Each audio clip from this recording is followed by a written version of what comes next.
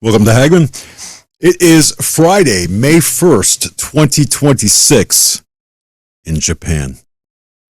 Now it's Thursday here in the States, Thursday, April 30th, 2026, Friday, May 1st, 2026 in Japan. The reason I mentioned that's going to be important coming up here. With me, of course, is Steve Quayle from stevequayle.com. That's Steve. Well, you know him, right? An American legend, as well as an American legend, hero, and all-around great guy, Michael Yan. And he is coming at us from Japan. Go figure. All right, we're going to get right into business. I do want to mention, I want to thank darkbags.com. Darkbags.com. Folks, go there and look. They have what you need. That's all I'm going to say. Darkbags.com. They got what you need. Darkbags.com or sat123.com. I want to thank them for all of their help. With me, again, Steve Quayle, Michael Yan. Steve, I'm going to kick it to you. Let's rock. Well, thank you. And sat123.com, one of our sponsors was Tina was the one that helped Michael when he was at the Darien Gap in the Panama area, basically give real world live events. Yep. And I know you remember this, Michael, but you were saying, Steve, look at the buses behind me.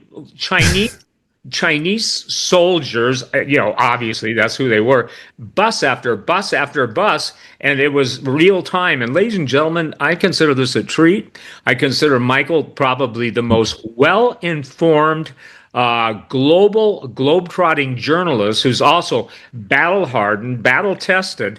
And when you listen to him, there's no nonsense. And I told him, and Michael, again, thank you for coming on. And Doug just heard me. I said, Michael, go for it. There are no barriers because it's crazy time. So, Michael, thank you for coming on from Japan. And, you've got the floor. You need a break, hand it back. But we want to hear what you have to say because I don't think anybody's opinion, I mean this, you're my friend, obviously, but I don't think anybody's opinion I respect more than yours. And that's saying a lot after 40 years on talk radio podcasting. So thank you for what you do. Go ahead, sir.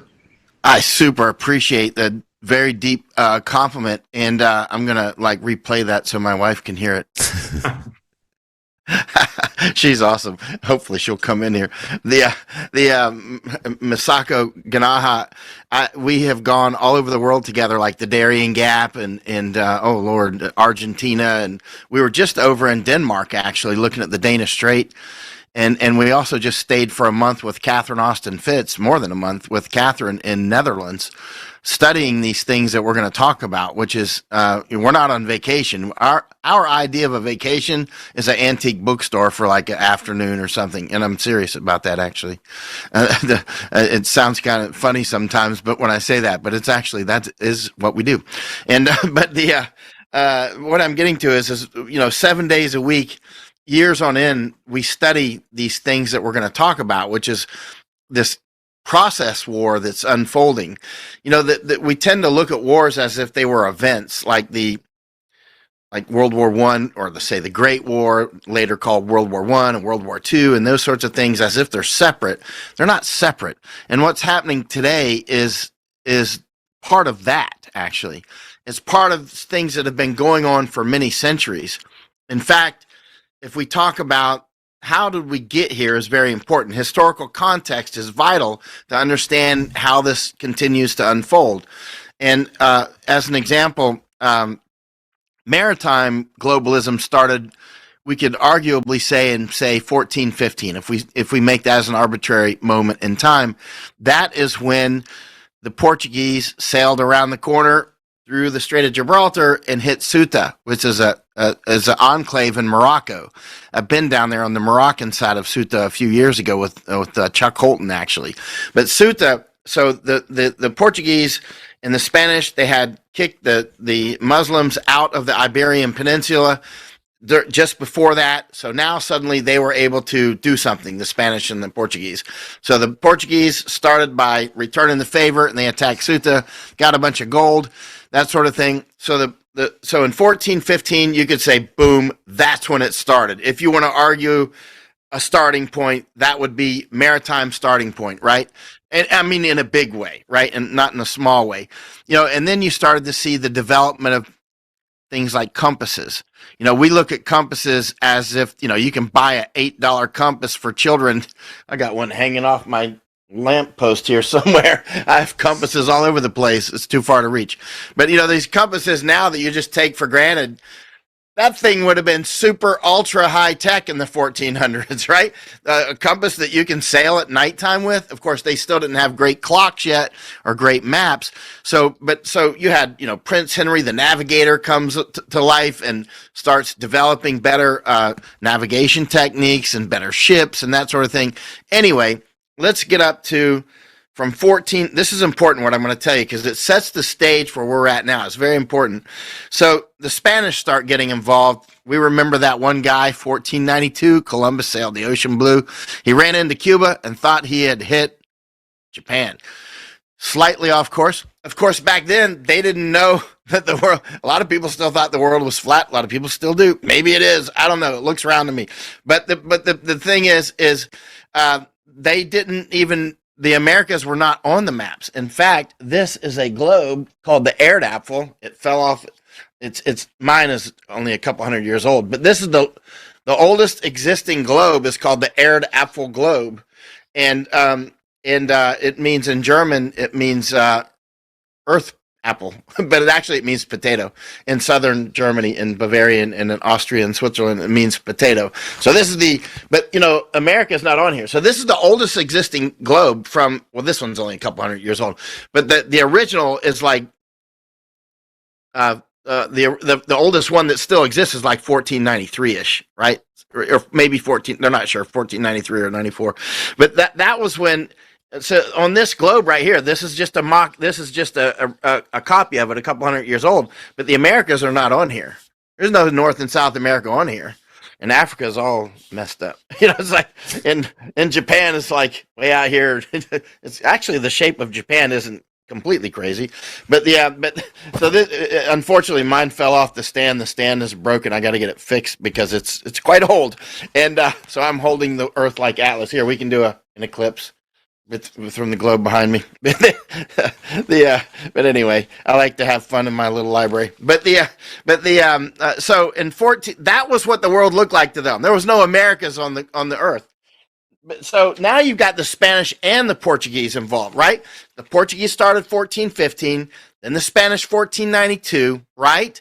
Now the big architecture now that gets involved is the Vatican.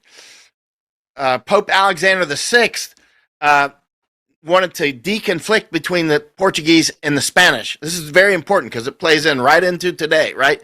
And in fact, this is the original treaty. This is the Treaty of Tordesillas, right? This one's only from 1927. Mine is a copy, but the Treaty from Tordesillas is the actual facsimiles of the papal bulls from the Treaty of Tordesillas that happened in the early 1490s after Columbus got back, and the Pope was trying to get control of the Portuguese and the Spanish so they didn't fight each other, and they made this. Is that in focus? So this is a copy from 1927. My book's not that old, so this book is from 1927, and so but this is copies of the original documents in the 1490s, right? So this book is filled with copies of documents from the 1490s, not right when this globe was out. So this globe may have really actually been sitting beside them when they made that treaty. I don't know, but it would make sense actually. But the Pope is like, he doesn't want the Portuguese and the Spanish fighting each other because he's the higher architecture is the Vatican, right? So they did this treaty, the Treaty of Tordesillas, 1494. Then that's why Brazil speaks Portuguese today. So he drew that line, and on the east side of the line, Brazil fell on the east side, so Portugal got Brazil, and the rest of South America and whatnot, the Spanish got. That's why the rest of the places speak mostly Spanish and indigenous languages, right? So that's why Brazil speaks Portuguese today. So this is important. So that's the superstructure at that time was the Vatican, right? Now, as time goes on, Prince Henry the Navigator and all that techniques, they start to really, compasses get better. They start to be able to make better maps. Now you've got the Spanish and the Portuguese really spreading out around the globe. They're finding places like really getting to Japan. And so then they come up with another treaty about 30 years later, the Treaty of Saragossa, right? So, that's why today Philippines is named the Philippines. It's named after, King Philip VI King Philip not the sixth, but from Spain, right? So this is, Spain, the next treaty, Philippines was, anyway, not to go into that. I've got all the maps and you can see where the treaties were. But what I'm getting to is the superstructure back then was the Vatican, and its two main players were Portugal and Spain, right? Now, over time, as we know, the Protestants emerged, and these other oligarchical systems emerged, and then the Dutch start going full time maritime. You get others get involved. You get French and obviously the English at some point, right? Everybody starts to join up, so we get more and more globalist. So more and more oligarchical structures, and then so what I'm getting to is over time this thing evolved, right? Finally, of course, in 1609, my family came over. They were with the Virginia Company of London, right? And they had sold shares. I mean, not my family. My family, the Easton side, were on the Sea Venture ship, which was the flagship of the Virginia Company of London. They were going to Jamestown, which had been working on Jamestown since 1603, 04, 05, or 06. They're starting to bring women. So one of my great-great-great-great-grandmothers was on that ship with one of my great-great-great-great-great-grandfathers, right? The Eastons. And so they get shipwrecked on Bermuda in 1609. This is important because this is set the stage of how so they would sell shares in these colonies, right? They were basically company towns. All the 13 original, they would sell shares in these things. They were, if you want to make a town or a colony somewhere, you had to raise money, right? If you want to go to Mars with SpaceX, you got to raise money. If you want to make a colony on Mars, somebody's got to come up with the money, right? And so they would sell shares in these things. And so so you would have these literally company towns or company colonies, right? The Virginia Company, that was just one of many. And so these things went on all over eventually all over America and in say Panama, all over the world, right? That's how when the Scottish tried to make a colony they made a colony in Panama, in Darien actually, and they tried to go across the Darien in the 1690s. They raised a bunch of money in Scotland, and they tried to make a path between the seas and the Darien, right? And actually, they picked a really great location for it, actually, but they didn't make it. The Spanish and the English, made it difficult, as did the mosquitoes, and so the Scottish did two different missions in the 1690s, lost about 2,000 people.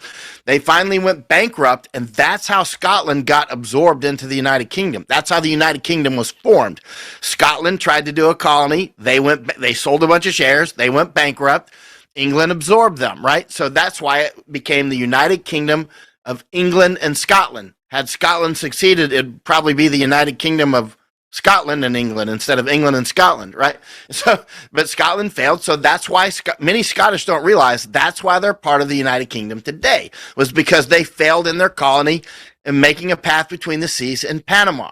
So in about 1707, they became United Kingdom, right? With the Articles of Union, right? So 1706, 1707 is when that was unfolding. Anyway, but the bottom line is this is a normal thing that's been happening around the world.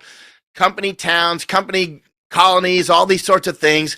United States is finally formed out of our 13 original colonies, and that's, and as time goes on, there's more and more players in the game, more and more players, more and more rich oligarchical systems.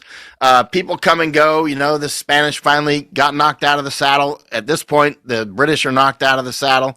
I mean, they still got lots of money in the background, but they don't have the big navy they used to have. So things come and go, but the basic architecture is basically the same. You've got corporations that get this stuff going. And sometimes the corporation might be more like the Vatican, right? You've got these larger structures, right? These larger structures doing grand strategy, not strategy, but grand strategy, right? So on the grand strategy, you see every war that you've ever studied comes down to three things: routes, resources, and ideology. Some wars have all three: routes, resources, and ideology. Other wars are just about maybe a route, maybe a resource, or maybe an ideology. But some wars, really the big ones, will be routes, resources, and ideology. So over time, you'll see many new countries were born in the name of globalism, like, for instance, the GCC countries, the Gulf Council countries there in like Kuwait and Bahrain, UAE, Saudi Arabia, Oman, right? And did I miss any? So those are and then of course Iraq formed, and Jordan and Syria and all these different countries, right? And so those were formed in service to controlling that area for routes and resources. Those are not organic countries. I'm in Japan. This is an organic country that formed of its own. It was like a thing that grew up on its own. It was not a corporate entity, right? This is actually what I would call a real country, I would say a real nation. But a lot of the countries are synthetic. They were just created out of almost thin air, like Kuwait, like Oman, Bahrain, all those, right? They were made. Panama. We made Panama on November 3rd, 1903. We made Panama so we could make the canal. Panama used to be part of Colombia. Of course, Colombia was a synthetic country too. So Panama was part of Colombia. Colombia didn't want to play ball, so we sponsored a rebellion. November 3rd, 1903. We made the Republic of Panama, and then we opened the Panama Canal in 1914. Now, Israel is a synthetic country. It was formed in 1948, but in reality, it took a long lead up to that. Why does Israel even exist? Israel exists because once the Suez Canal was opened in 1869, that became the spinal cord of the British Empire, is what some people called it. And some of the Englishmen were warning, the Egyptians will take that. We'll make a lot more money for a while, but the other people that are going through here are going to end up, and the Egyptians are going to take it, and they can shut us off. That's the spinal cord of our empire, some of the English were saying, right? And they were right. They were absolutely right. Egypt did take it, but France opened, did the Suez Canal in 1869. Then they gave a shot. They gave a shot at the Panama Canal, and they went bankrupt there. Actually, I just had this book come in the other day from Australia. This one's from 1881. This book is an original from 1881. The French are trying to make a canal across the Kra Isthmus, which China was just in Thailand talking about this 3 days ago, right? This is in French, but the French were good at canal building. So this book is from 1881, and it's got maps of 3 potential routes across the Kra Isthmus in here. That's why I was talking with an antique map store in London, and I said, "What's the oldest maps you've got on the Kra Isthmus?" And because I want any of the oldest canals. I've had some for years, but I'm always looking for more. And they happen to find this antique bookstore in Australia that have this old book with 4 old maps of the Kra Isthmus. Now, if you're going to close the Strait of Malacca, I mean, the Kra Isthmus is a bypass, right? Anyway, so what I'm getting to is all this stuff is old. All the stuff you're seeing right now, like building a bypass over the Kra Isthmus, they were talking about that in like 1667. You know what I mean? They were, I think, talking about it much earlier. But actually, Doug Casey and Masako and I, we went down to the Kra Isthmus about a year and a half ago. And but what I'm getting to is all of these routes and whatnot, they do change over time. The routes change, like when you open the Suez or you open the Panama Canal or that sort of thing, and the resources change. Like we weren't using a huge amount of lithium 200 years ago. You know what I mean? But what I'm getting to is the fights over these routes and resources and ideology. There's nothing new about it. And the players are mostly very similar, actually. The locations are mostly approximately the same. Like Malacca has been the scene of so many fights.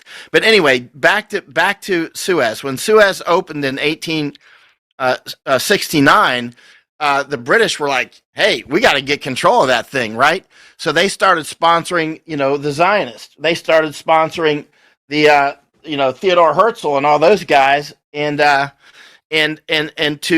to get Jews down there to get their land, right? Because they wanted to it wasn't about a homeland for Jews. It was about control of the Suez Canal, right?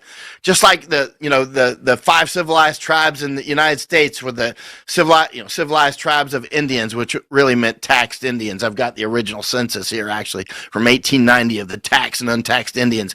But basically what I'm getting to is the same game plan always happens. Demographically, they'll move people around. They'll move them around to get control of this, or we're constantly doing censuses of places. If they find lithium under your feet in a place like North Carolina, or some important form of silicone or something like that is under your feet, and it's really needed and it's worth hundreds of billions or trillions of dollars, guess what? You're the new Indian, because the way that the globalists map out the world, they don't map it out with human rights in mind. They map it out with, these are our obstacles. We got mountains here, we got mud, we got mosquitoes or whatever. We got these Indians who either go along with the program or they don't. If they don't, they're going to go to war, right? They're going to get rid of them, right?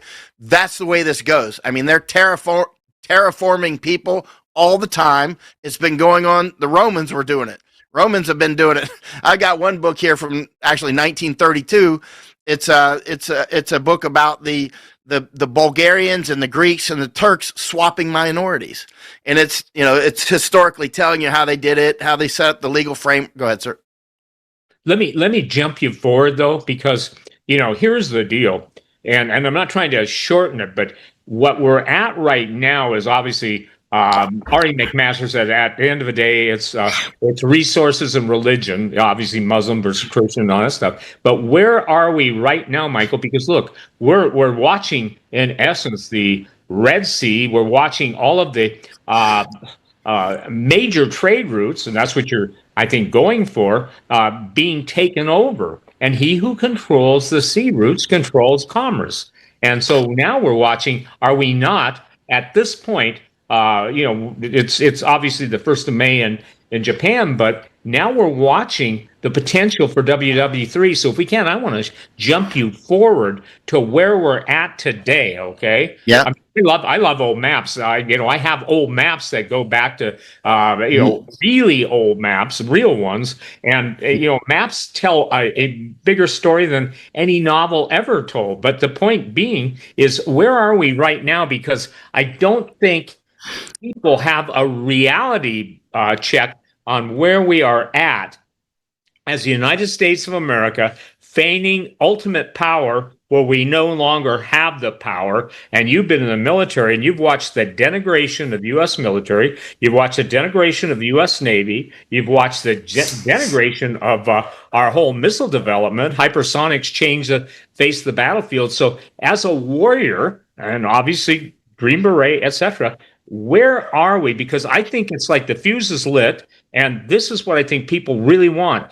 When they talk to me about you, they said, ask Michael where he thinks, because, how do I say this? Very few people will draw all the threads together as you can, because you've been in the field, you see what's going on, you've got a military perspective, and I won't use the word that begins with cluster, but it seems like we can't cut the mustard with all of the things that are going on. I mean, we're seeing crazy time. We're seeing people that are absolutely bent, in my opinion, on destroying the U.S. military from within. Obviously, the vaccination, obviously, all of the things designed to destroy the military. But the point is, where are we tonight on whatever we're at, April 30th, May 1st in your area, and what you see play by play? I got to jump you forward, okay, because there's too many questions for you. Right. So now we've set the table. You can see this is nothing new. Like, I'm watching these rivers form, So the flow of what's going on,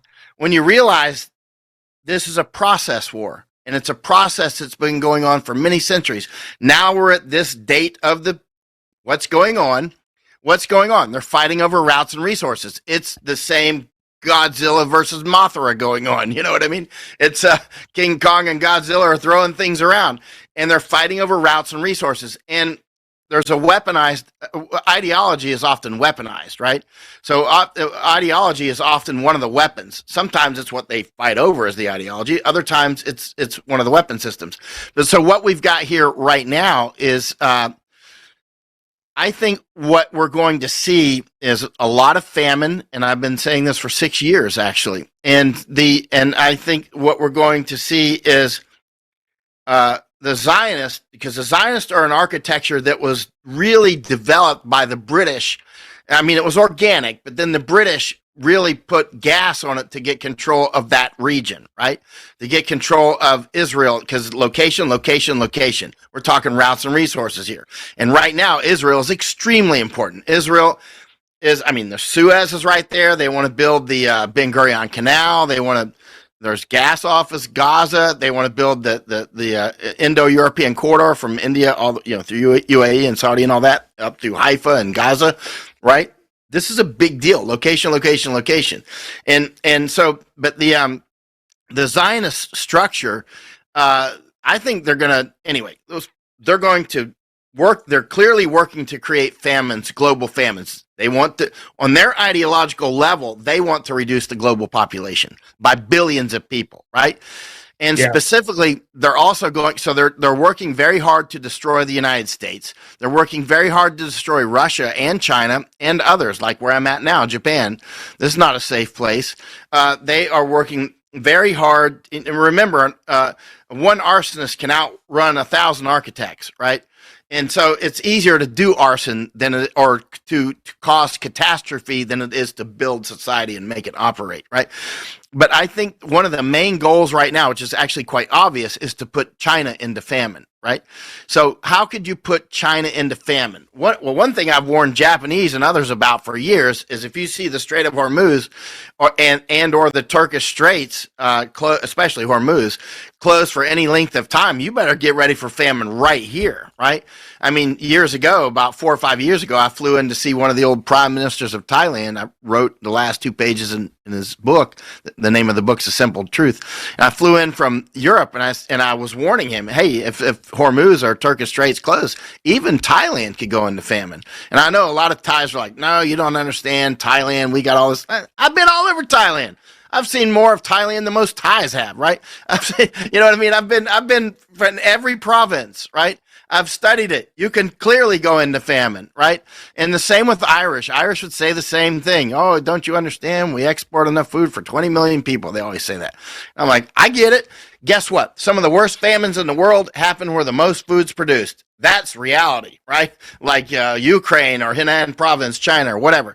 But the point is it's clear that there is a gross attack on humanity in general. That's why you see these floods of people coming in, which are, part of the same war, which is, the demographic overrun of Europe and the United States and other places, here in Japan as well. Many people say Japanese would never do it. And I'm like, yeah, they would. I see it right here. And they're absolutely doing it here too, right? But the point is famine. How would you let's concentrate on China. How would you put China into famine? One of the things I would do, understanding more of the problem set, I would close Hormuz. I wouldn't just close that. I would wipe out that infrastructure so that they can't put it on the trains or any other way, get it over to China. I would be wiping out exactly what they're doing. Fertilizer infrastructure, energy production, all those things. And I would be doing it on a global scale, not just what directly goes to places like China, but Nord Stream, even though that's between Russia and Europe, right? Which we successfully predicted many times in advance on Nord Stream. And Groningen, I would do that as well, because you're causing systemic weakness. You're setting conditions globally, systemically, right? But let's just concentrate on China for a moment. If you're going to go for China, you're going to go for Iran, of course, and you're going to and you would go for Malacca. You go for Malacca. You would go for Brazil. That's why I think you're going to end up seeing a war between Argentina and Brazil at some point. I think Argentina is going to go for the Malvinas, Falklands, sooner than later. And I think eventually you'll see a war probably after that's done, at some point, you'll see a war between Argentina and Brazil. And the purpose of that war, Argentina and Brazil, will be about food. It'll be about the bioceanic corridor that goes from Brazil through Paraguay, through Argentina, through Chile. And of course, the struggle you see up in Panama is important as well, because that is, I spent a year there since Biden was installed in Panama looking at that. China was slowly taking it over. So that's a fight between Zionists and China, just like Argentina is a fight between Chinese and Zionists, right? And Malacca as well, right? So you'll see, I think, there'll be interruption on Brazil, one way or the other. And that means also they'll have to control Drake Passage around the southern part of South America, right? So if you're going to cut off food from Brazil to China, you need to cut Panama route, the bioceanic corridor and other corridors, and Drake Passage, the Drake Strait down there, and some other, Malacca, of course, and some other things. A lot of the food that goes to China comes from the United States. That's easy enough to cut. A lot of the food production is owned by Chinese. That doesn't matter. I mean, they'll just take it, right? So I think what you're going to see now, a lot of people say that doesn't make sense, and therefore it doesn't make sense. But actually, as you know, Doug, you're a private investigator. It doesn't have to make sense. It doesn't have to make sense to me for somebody to do something, right? That's irrelevant. Whether or not it makes sense to us, it's not relevant.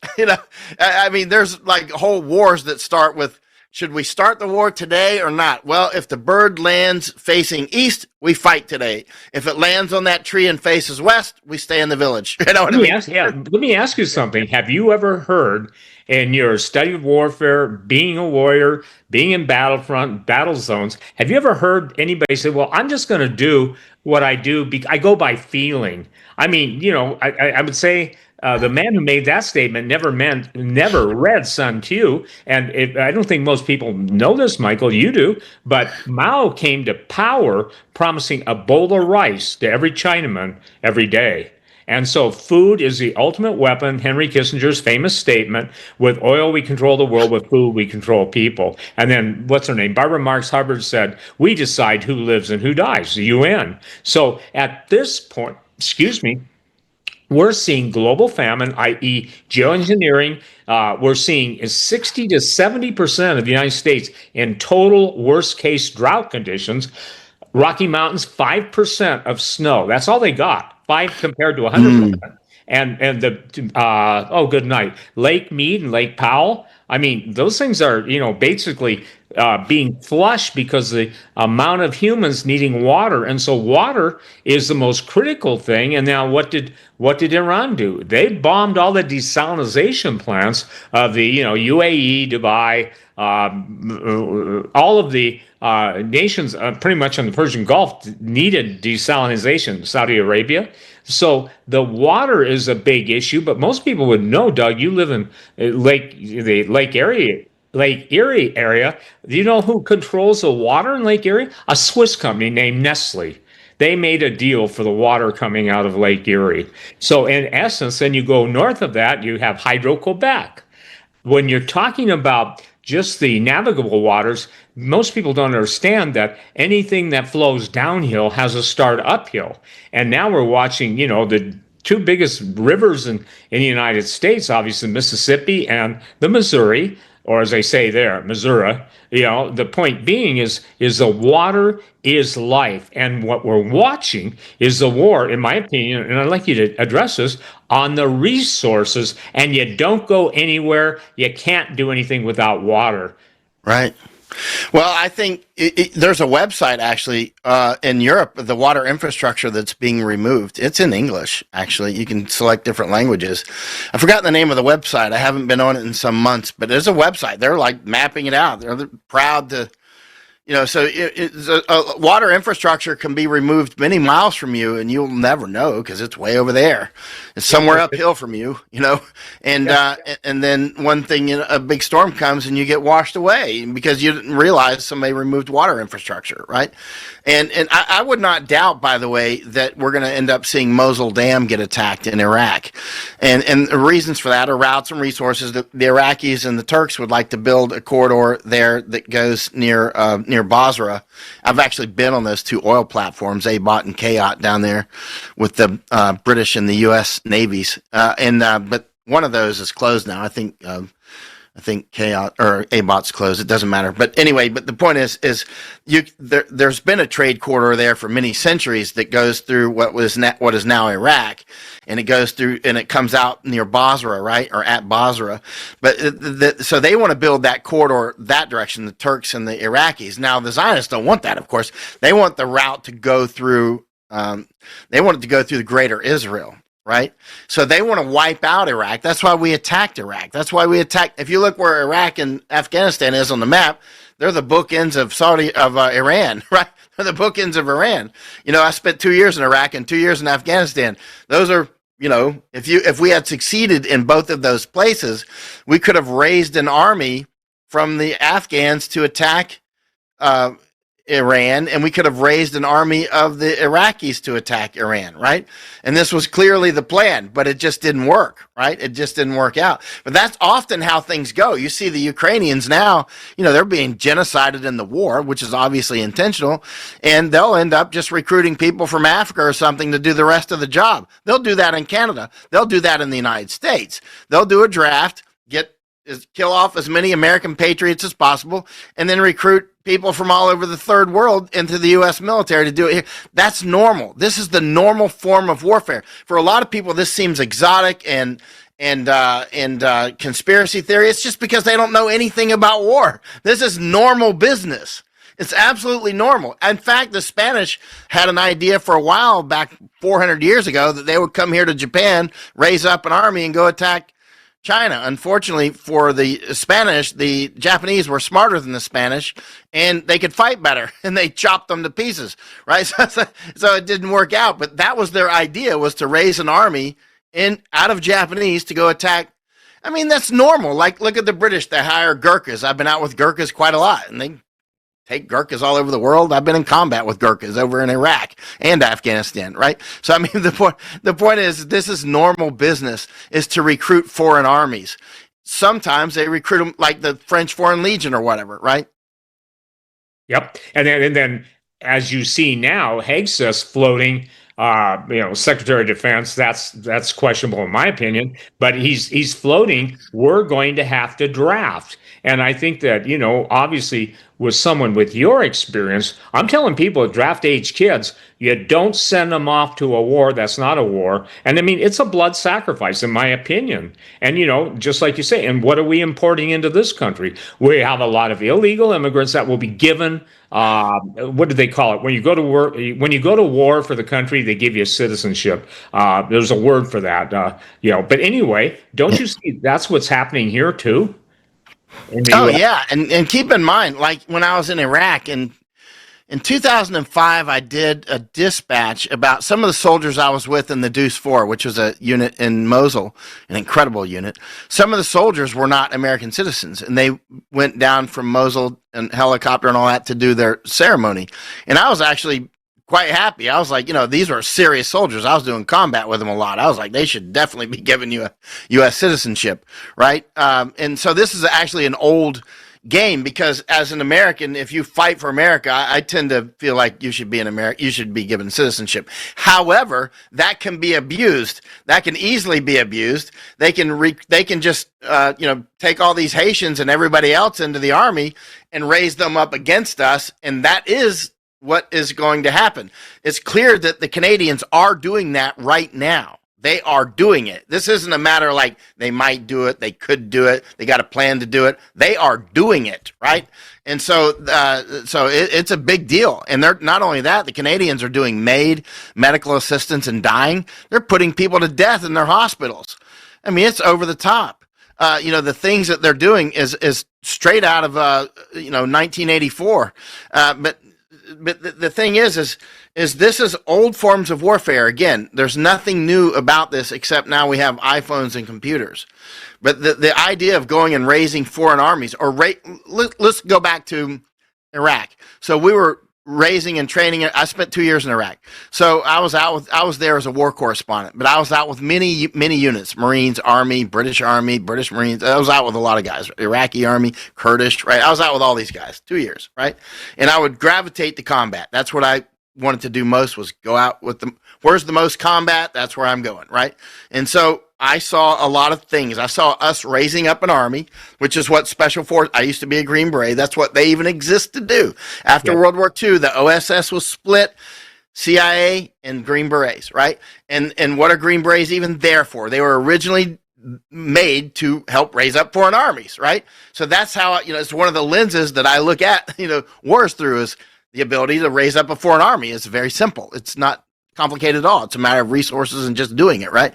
So we were using the Iraqis to fight Iraqis. Now let's shoot over to Afghanistan, where I also spent 2 years. So I spent 2 years in Afghanistan and 2 years in Iraq watching the same thing. We're raising up Afghans and going to combat with them and to fight other Afghans, right? But it's also clear that we were raising up armies to go for Iran. But it just didn't work out in Iraq and Afghanistan, due to incompetence or whatever. We didn't succeed, and so otherwise we would have armies right now coming from Iraq and Afghanistan. But that part of the plan didn't work out, and that actually just shows that people that resist, in this case, which was Iraqis and Afghans, who probably had zero idea about the larger plan, they fought back, and then we're gone, right? We were out of there. But otherwise, Iran right now would be getting invaded by an Iraqi army and an Afghan army. No question about it. Doug?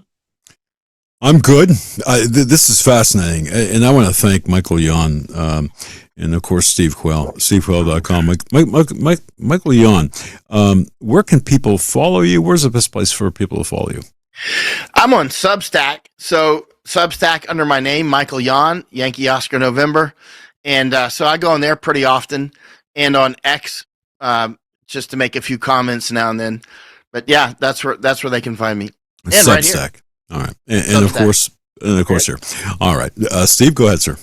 Well, Michael, as this plays out now, and you've been in Afghanistan, you've been in Iraq, but you see certain patterns, repeating themselves. And at this point, how do you think Iran is going to react or respond when the United States does not have hypersonic missiles? I want you to put on your warrior, garb and say, where does the United States go when we're out technologically gunned, when we destroyed a lot of our military, United States, with the whole vaccination, Navy SEALs 100 a time quit, God bless them, they are alive still. And now you're seeing the Air Force talking about revaccinating the pilots. And, pilots they're too smart, most of them, to go along with that. So how do you think the United States, tactically, we're making all kinds of mistakes? And would you address that? And then how do you see this playing out? Because we're talking about going into the weekend. Okay, you're already on Friday. We're still on Thursday in the States. But if anything is, how should I say, apparent, it's the fact that we give Iran deadlines and we never live up to them, nor do we honor them when we give them deadlines. So how do you see this? Do you believe, here's a simple question, do you believe Iran will preempt what they know is coming their way by the USA? Well, if you step above the strategic level and go to the grand strategic level, the destruction of the U.S. military is clearly part of the plan, right? Yep. Not by the Iranians, but by Trump. Trump pushed the jab. Full stop. I mean, in the military, the U.S. military is deeply jabbed, right? That makes an effect. And there's all kinds of other attacks on the U.S. military. But so part of the plan is to destroy our military and our country, and then replace that military with another military that will genocide Americans. And so that's clearly the plan. Now, what will Iran do? Iran obviously doesn't want to die. And they don't want to close the Strait of Hormuz. Why would they close the Strait of Hormuz? It makes no sense, right? And that's why I was publishing this well in advance, many times in writing. Like in 2025, recently, I think it was Al Johnson found where I had published on Substack. Maybe it was June of 2025. He just found one instance. There's many more where I said, I think that Iran has no reason to want to close the Strait of Hormuz. I think the United States / Israel will close the Strait of Hormuz and blame Iran. Now, I was like June of 2025 where he found that one instance on Substack where I wrote that. Very clear words. And if a lot of people thought that was crazy, of course. And I'm like, I know it looks crazy from a distance, but when you study this 7 days a week for decades, you know what I mean? Actually, it makes perfect sense. And that's what happened, right? And it wasn't like I was taking guesses. I mean, I was really throwing for the bullseye, right? And trying to hit the bullseye. And they did it. We are the ones closing the Strait of Hormuz. Why? If you're going to create and helping to blow up all this energy, like really destroy it, if you're going to cause global famine, that's what you would do. You would also close the Turkish Straits. You would also close Danish Straits, Rotterdam, Hamburg. We were just up in Hamburg recently. You would definitely go for Malacca. You would definitely at least want to control Panama so that you can not let certain ships pass through, like food going to China, that sort of thing. And so, a lot of food goes through the Panama Canal. Only about 40 ships a day can go through. There's a lot of them anchored right now as we speak on the Pacific side and on the Caribbean side. There's anchored out there. And the ones who have to wait the longest are the food ships because their cargo is not as valuable as the ones carrying, for instance, energy, right? So you would do these things that they are doing. Keep in mind, it's a process war. So in other words, you can't build the Panama Canal or the Suez Canal in a day, and what we're talking about is much bigger than that. We're talking about a war that literally can take decades to continue, right? When Catherine Austin Fitts did an interview like, I don't know, 6 or 8 months ago, she was on, Masako and I were watching it, and Catherine said, these people don't plan in years or decades or whatever. They plan in centuries. And I'm like, bingo, exactly. And then she invited Masako and me to come over and visit her. We jumped on the airplane and stayed with her for more than a month and doing morning walks with her and having dinner and all that stuff, right? I mean, we were just spent a lot of time with her. She got it. She's like, yeah, they plan in centuries. And until you reframe your mind to understand that, there's no chance of understanding what's unfolding. We're talking about people that don't care about their credibility because they're going to kill everybody. They're going to kill huge numbers of people. And they don't care about credibility with people they're going to kill. You know what I mean? They don't plan. They don't care. It's completely irrelevant. Their plan is to kill billions of people, erase that chalkboard, and enslave what's left of the remnant. That's their clear plan with the AI, is to enslave the remnant. These smart cities, the digital grid, the physical, look at all the AI drones that are being built now, and the robots. They'll have machine guns up on lampposts before this is over, right? It's very simple to do this. It's a process. And again, I want to ask you about this because the digital war, the conservatives are worshiping not only the chains that are conservative, are chaining them, but they're voting for the very policies that we're going into a digital gulag where everything we think, do, and say, or we're allowed to, think, do, and say, or even eat is going to be monitored. When you heard that President Trump was building, his words, the largest data center beneath the White House. And incidentally, Doug, I don't know if you saw the story, Michael, you probably did, but they're also going to build Solomon's temple beneath the White House, okay? So everybody's always talking about the temple in Israel, temple. Well, somebody broke rank and said, no, they're building a copy of Solomon's temple. When you put those two things together, and that's not hearsay, that's real say, that's what they say, and the extinction of the American population. How can so many people be so wrong when they won't acknowledge that everything going on from Make America Great is basically, in my opinion, make America disappear? And everything that you're talking about, look, the destruction of the U.S. military, that began in earnest after Vietnam. I mean, we did not have, and we do not have the military we had. Our Navy we don't have enough missiles for our missile cruisers. And I think it's problematic that it was Obama, I call him the abomination of desolation, who made the decision we would not develop hypersonic missiles. So when I hear a guy like the Secretary of Defense saying we're going to have a Normandy-style invasion on Carg Island, I mean, he's out of touch. Hypersonic missiles and drones have changed everything. AI has changed autonomous killing machines. And it's like James Cameron, who produced the Predator movies, he said, I tried to warn you, but you wouldn't listen. How can Americans be so wrapped in patriotism and they're clapping at their own demise? That's one of the questions I wanted to ask you tonight, right out of the chute. In essence, they're voting, paying money, donating politically to the plan that's going to enslave, ensnare, and ultimately execute them. Those are my words. Yeah, let me show you the number of days that I've supported Trump. You know, Newt Gingrich called me up years ago before the first election, and he was trying to get support for Trump. And I was like, nope, I'm not going to vote for a Clinton, that's for sure, but I'm not voting for that guy either. These are the number of days I've supported Trump. Total days. Yeah, zero. Zero. Zero.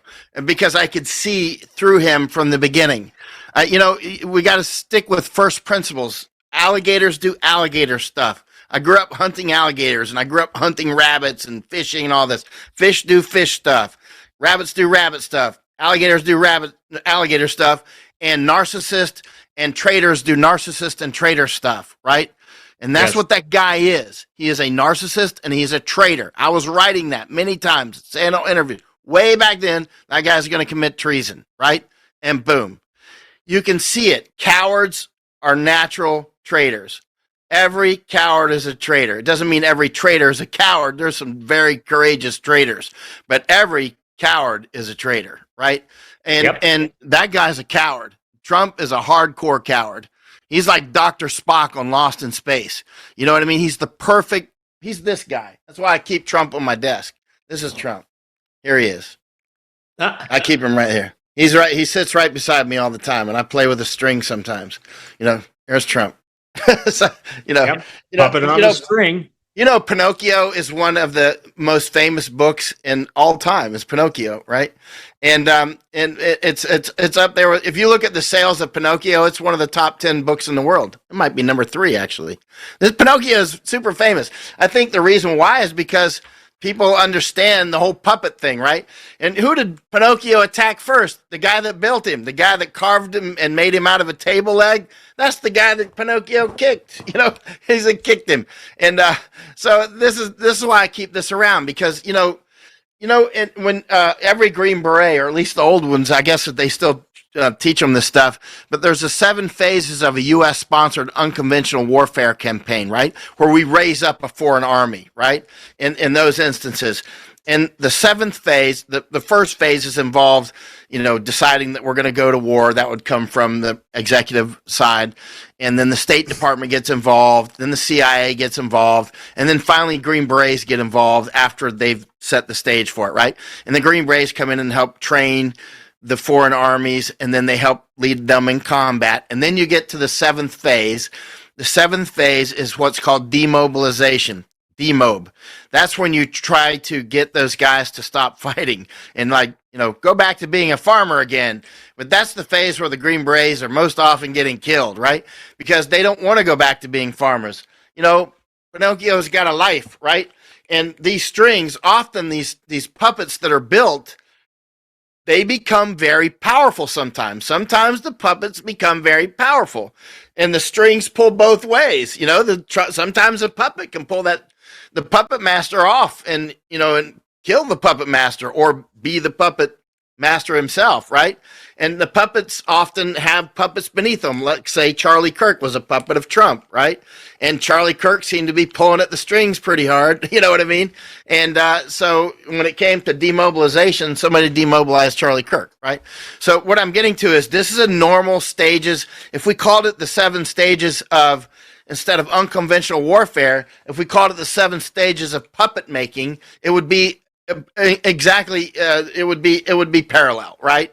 The puppet, first we decide, do we want to make a puppet? Yes, let's make a puppet, and then we send in the CIA, find us some good wood, all right, this is the good wood. CIA goes in, spots the trees, CIA marks the trees for us, Green Berets parachute in, here's the trees with the wraps around them, cut these down, make armies out of them, right? That's what Green Berets do. Now you got your army, all these guys, lots of them, they lead them into combat for 10 years, 20 years, whatever, and then you're trying to get them to stop being army Pinocchios and they kill the Green Berets, right? So, I mean, and that's what often happens. Like the Zionists became a super puppet. CCP was raised as we helped put CCP together, right? I mean, Chinese Communist Party was like the Chinese Soviet Union in a sense, right? These sorts of things are made to do international trade, right? International, that's why the Gulf countries even exist, like Kuwait and Bahrain and all that. Percy Cox drew those borders in 1922, right?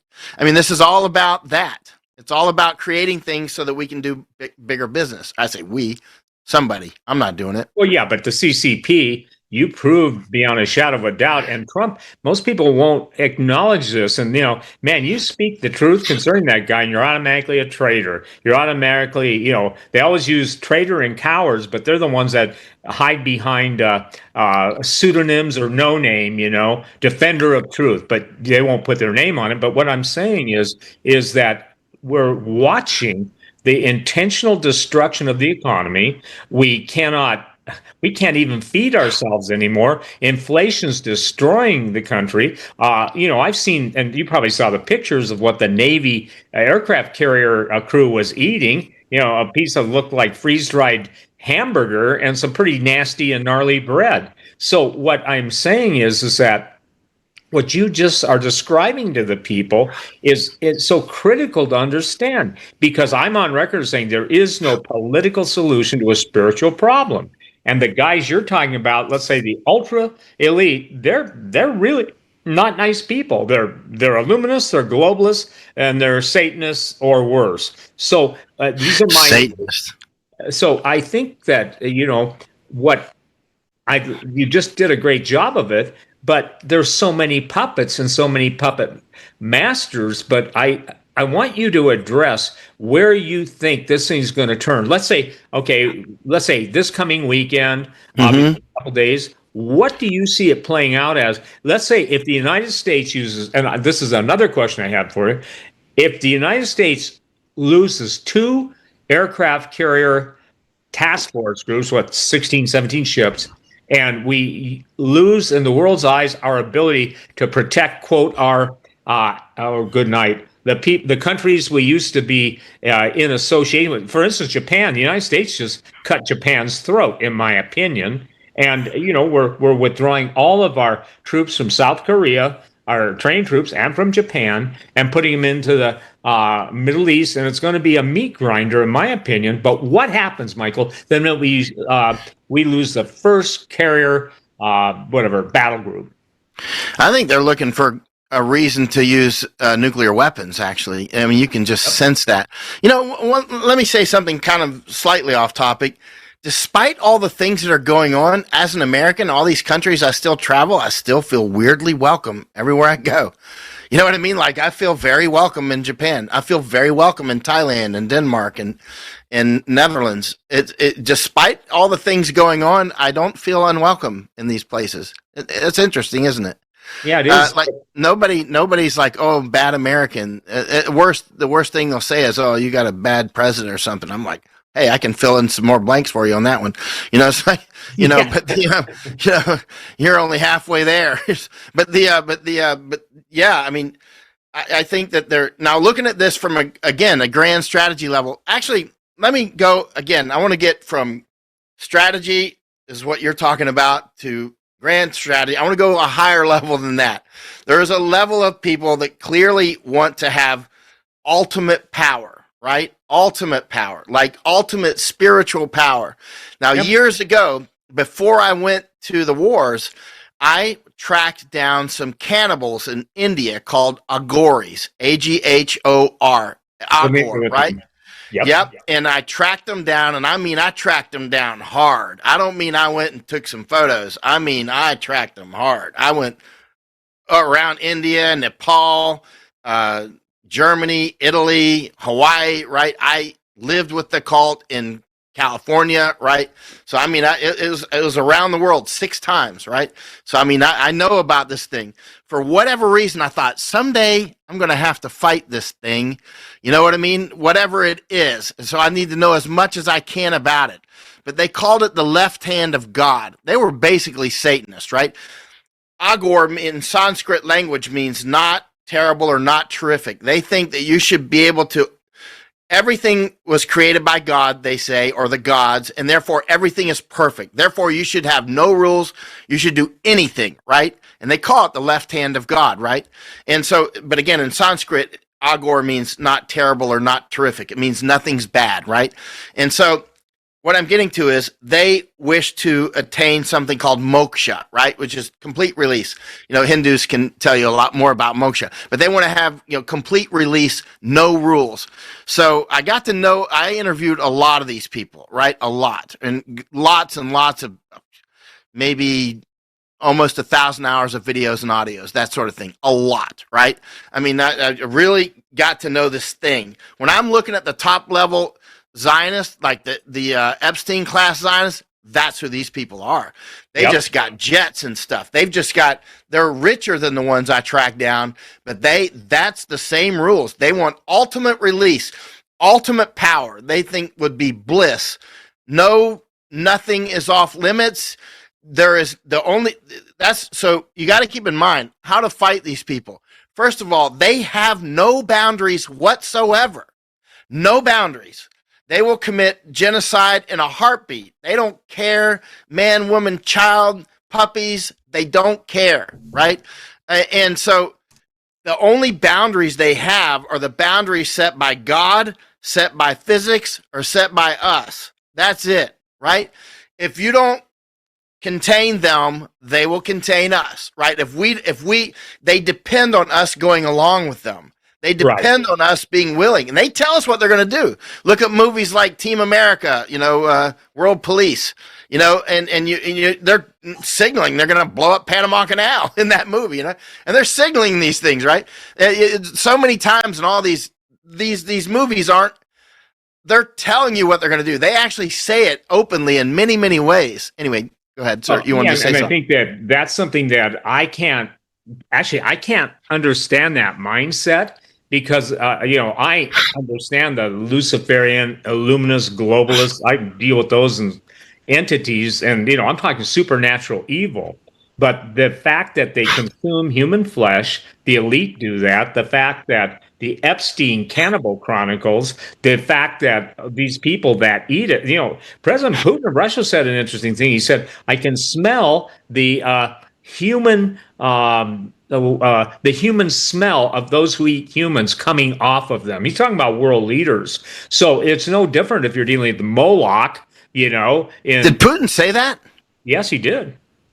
Wow. The funny thing is if you would have told me even 20 years ago that millions of Americans would respect the Russian leader more than the American, I'd be like, oh, you're out of your mind. But nothing's impossible. But now it's clear. Some of the most serious Americans are like, Putin's not irrational. He doesn't want to murder all the children in the world. He's not, I'm there. I don't believe. Listen, when you tell the truth, here's what Putin does. Right? He's pro-family. He's very pro-family. And he actually, I'm talking nuclear family, not whoever's, and whoever had whatever cut off. He set, just measures, and the American dollar is not a just measure. He absolutely is, what I'm saying, he's outspoken against the perversion of the West. And so when I tell people this, you don't have to. When you do that which is right in the sight of God, he blesses the rightness, and he deals with the unjust nature. And I think the whole world is looking at the United States saying, why is there so much? Epstein matters, okay? Epstein really matters because, again, if I can take people to cannibal societies, and I do it and I write about it, but the point is that, and yet we turn a blind eye to 350,000 kids disappearing, ending up on the plates and pallets, or sexually exploited. There is no the moral compass. I got news for you. It's GPS that's being messed with beyond anything. There's no foundation, and there's a proverb that says, "If the foundations be destroyed, what can the righteous do?" You've lived with those people, so there is a mentality where there is no right, there is no wrong, and whatever they do because they can get away with it. So how do again, MAGA people? And by the way, I was never one of them. I said America needs to repent again, not be great again. How is it that people believe that the person that's got us in this mess is going to get us out of this mess? The definition of insanity.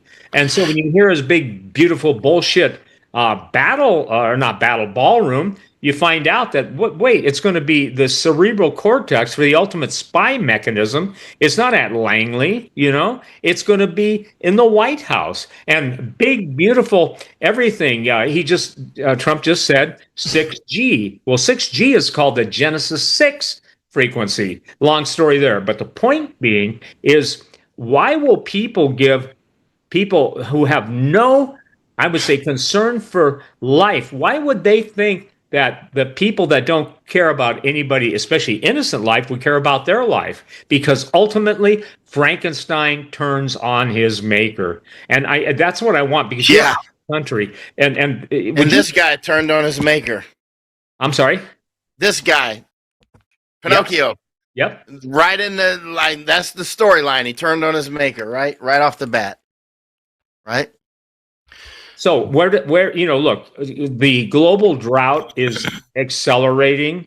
The desert Southwest will be uninhabitable 1 year from now. Lake Mead, no water. I mean, it's the Colorado River water is disappearing, and all the geoengineering, weather wars, yes, they're real. All that stuff, but people just go on as if they close their eyes and whistle, the firing squad won't hit them. So right. Yeah. As you see the country from being outside of it, obviously you fought for your country, you love your country, but you also see a perspective, and I think that's what's so cool about what God has you doing, is that you're able to bring in a viewpoint, and I'm going to say this because you've been at that point.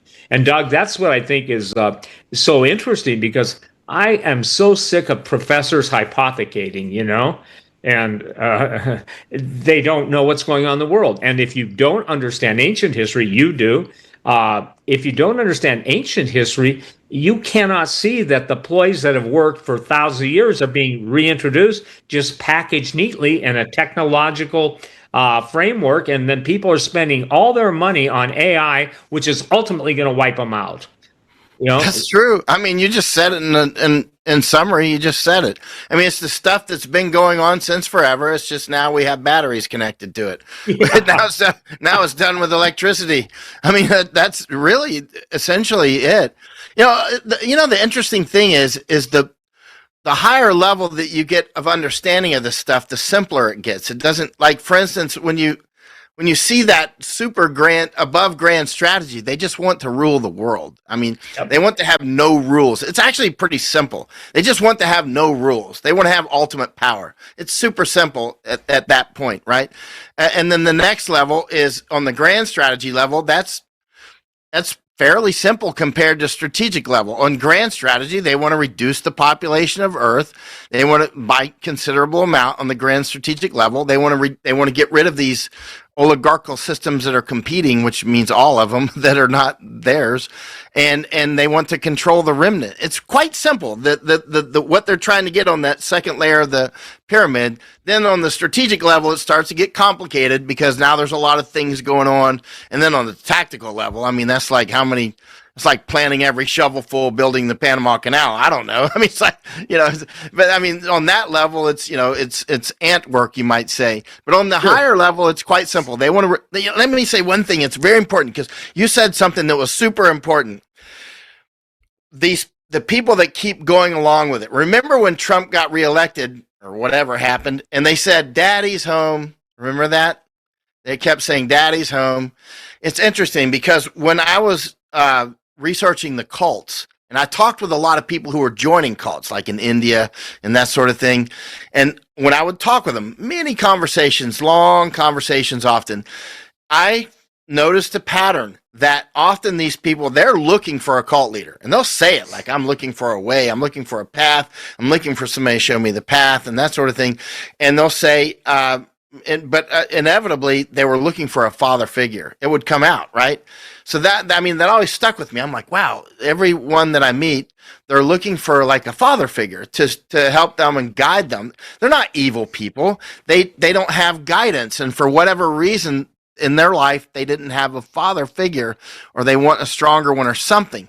But I think that's one of the ways that Trump appeals to people. I'm strong. I'm your father. Daddy's home, right? And that's straight up cult making right there. There's still people that are in this cult. One thing about cults, I learned a lot of things about cults, but one thing I learned, say rule number one is nobody ever sees the cult that they're in, right? Or if you do start to recognize that you're in a cult, that's actually the first step towards unzipping the IMAX movie and walking out. You know what I mean? The Truman Show. Michael, I'm sorry if I can ask something here. Look, I don't disagree with what you're saying, but given the situation that we find ourselves in, what's the alternative?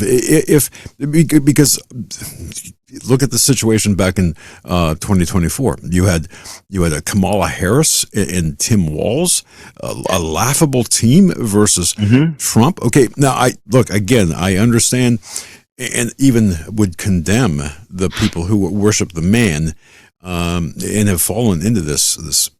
But what's the proposed alternative here? I guess that's my question. Go ahead. Well, the movie, the Matrix, the red pill or the blue pill.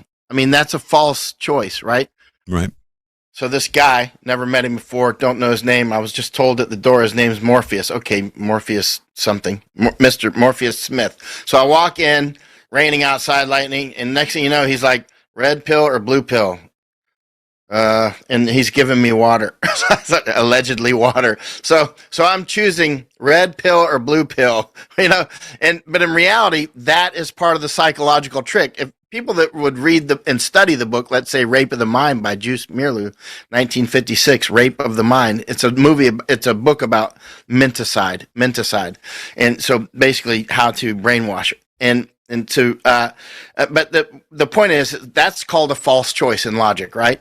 So a false choice is, well, I'm going to take the red pill for whatever reason. So now you wake up and you're out of Wonderland. And so now that's the false choice we're given with the given. See, that was slave talk. I just said we are given, right? So I use slave talk right there. We are given. These are our choices. What? No, we have other choices. Like this guy named Morpheus, power figure, deep voice, red pill, blue pill. Well, I better take the red one. But in reality, we can say, actually, who are you to give me a choice? You're not my daddy. You're not my slave maker.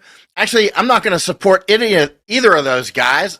I'm going to support somebody else, right? In any case, if nobody talked good about Trump or Kamala and everybody said, I'm not following them, and made our own choices and lifted up our own people like our government was designed to do, that is the other choice. Another choice is, I don't want Morpheus and his red pill, blue pill. Get out of here, guy. Who are you? You know what I mean? I'm not taking pills from people.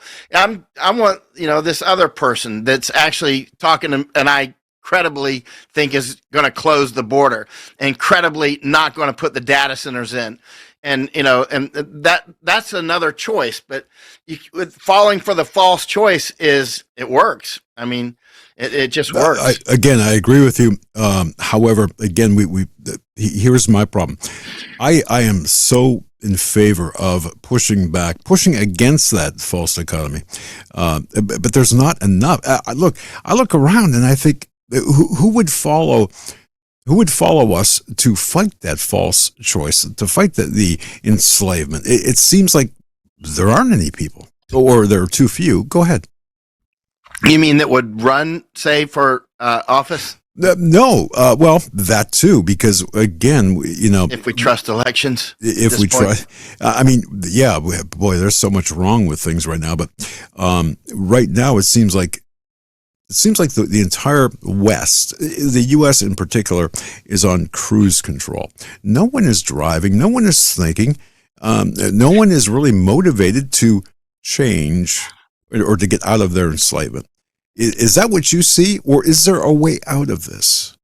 There is a way. That's why I'm constantly actually talking bad about some of the ways that they enslave people mentally, right? If those who have read Juste Merleau, The Rape of the Mind, you know, I have the that number book, one.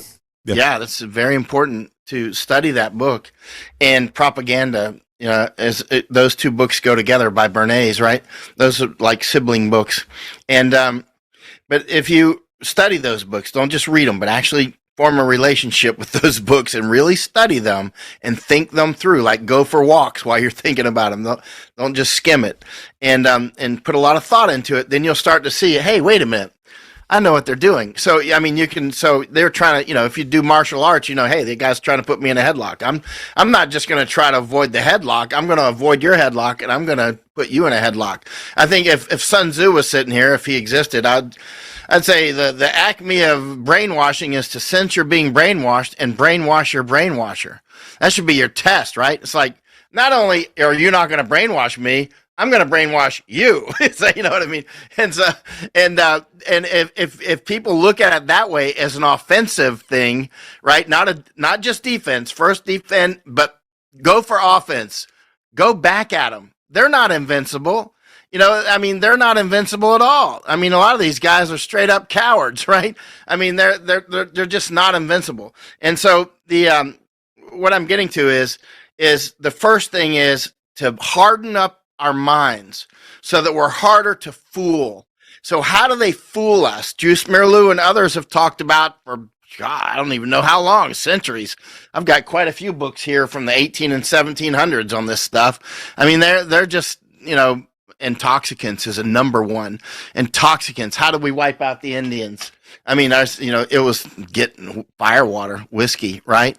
We dissolved their cultures. I mean, and the Chinese often use opium. Now, the Chinese will play like, oh, we're victims of the English opium wars. Yeah, to some degree, it was true. But the Chinese were using opium in wars before that, during that, and still do, right? I mean, still do. I mean, in book after old book, I say the wily Chinese traders, as one missionary said in Formosa in 1890s. He's talking about how the wily Chinese traders use opium, or let's say, he said intoxicants to destroy the local indigenous people there in Formosa. But anyway, so whether it's cannabis, or alcohol or whatever, like right now in Thailand, I'm watching thousands of cannabis stores open. I've been all over there looking at it. They're doing the same in Argentina now. That's why they're under attack to destroy Thailand, because they're opening cannabis stores all over the place, right? And now the dope heads will say, what about alcohol, man? Yeah, that too, right? That too. I mean, that's a primary weapon, firewater. And but cannabis, for those who don't drink the firewater but will go for the cannabis, of course, they'll say, what about the health benefits, man? Okay, you're not getting high for health benefits. You're not fooling anybody, right? Seriously, take that somewhere else. And this idea, a lot of the younger people seem to think that this is some new thing that they know a lot about and nobody else does. Let me tell you what, this stuff was going on for hundreds and hundreds of years. And they'll say, well, people don't become violent from cannabis. I'm like, what world do you come from, man? In the world I'm coming from, some of the most violent people are dope monkeys, right? And actually, the word dope has many terms. In the old days, dope was more opium, and anyway. And also, some people call whiskey dope. It does in the old. I'm talking 1800. But like this book right here, number 2 right here, I pulled up earlier. They're talking about how the Spanish. This is on tobacco. How the Spanish were doping up their tobacco 400 years ago. It's in this book. I got this book in a Tokyo antique bookstore. Or I got all 5 of those books. This is about the history of tobacco. They were putting something. They were 400 years ago. The Spanish were doping up the tobacco somehow. Boys, I don't know what they were doing with it, but it was making people very concerned. We act like this is all new stuff. There's, the word assassin. Let me say one thing. The word assassin came from hashin. Yep. That's where it came from, right? The word assassin is about using that. The so-called peaceful drug to make assassins out of people. Well, going back into ancient history, the Egyptians, man, they found cocaine in the mummies. Okay, Really? Yeah. Oh, yeah. That was one of the biggest things and they also found. I'm gonna look this up. Oh, yeah. cocaine. And again, the thing that's problematic is there's two, you know this, Michael, there's two groups of thought. Isolationists, that people just stayed in their own backyard. That's John Wesley Powell, the Smithsonian's mantra. Or they look at real history and find out the Chinese had, multi-hundred-yard sailing ships. And Maui, the island of Maui, this is critical. Maui was one of the Egyptian navigators, and the Egyptians were able to circumnavigate the world. So, they beat Columbus by a couple thousand years. But I think it goes, you said something interesting, Doug, and we talk about this on your show all the time. People need a father figure. And that's, by the way, God is the Heavenly Father. Jesus said all of us have gone astray. And, that's kind of my main contention with humanity. Why, when they've got two choices, do they choose evil? And I know the history, and by the way, I commend you on your library.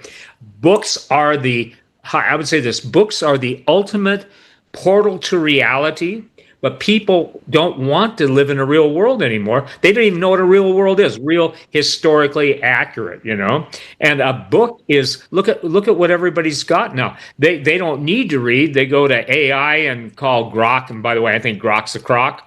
But anyway, the thing is Clearly. that, yeah, we're being assimilated. And who was it? It was either Goering or Goebbels, Nazi, has said it's a good thing for us people don't think anymore. So when you divorce a people from history, when you divorce an entire nation from its, and when I say Christian history, I'm talking about biblical Christianity. I'm not talking about the Roman Catholic Church. I'm not talking about the Zionist takeover of Christianity. But the important part is this.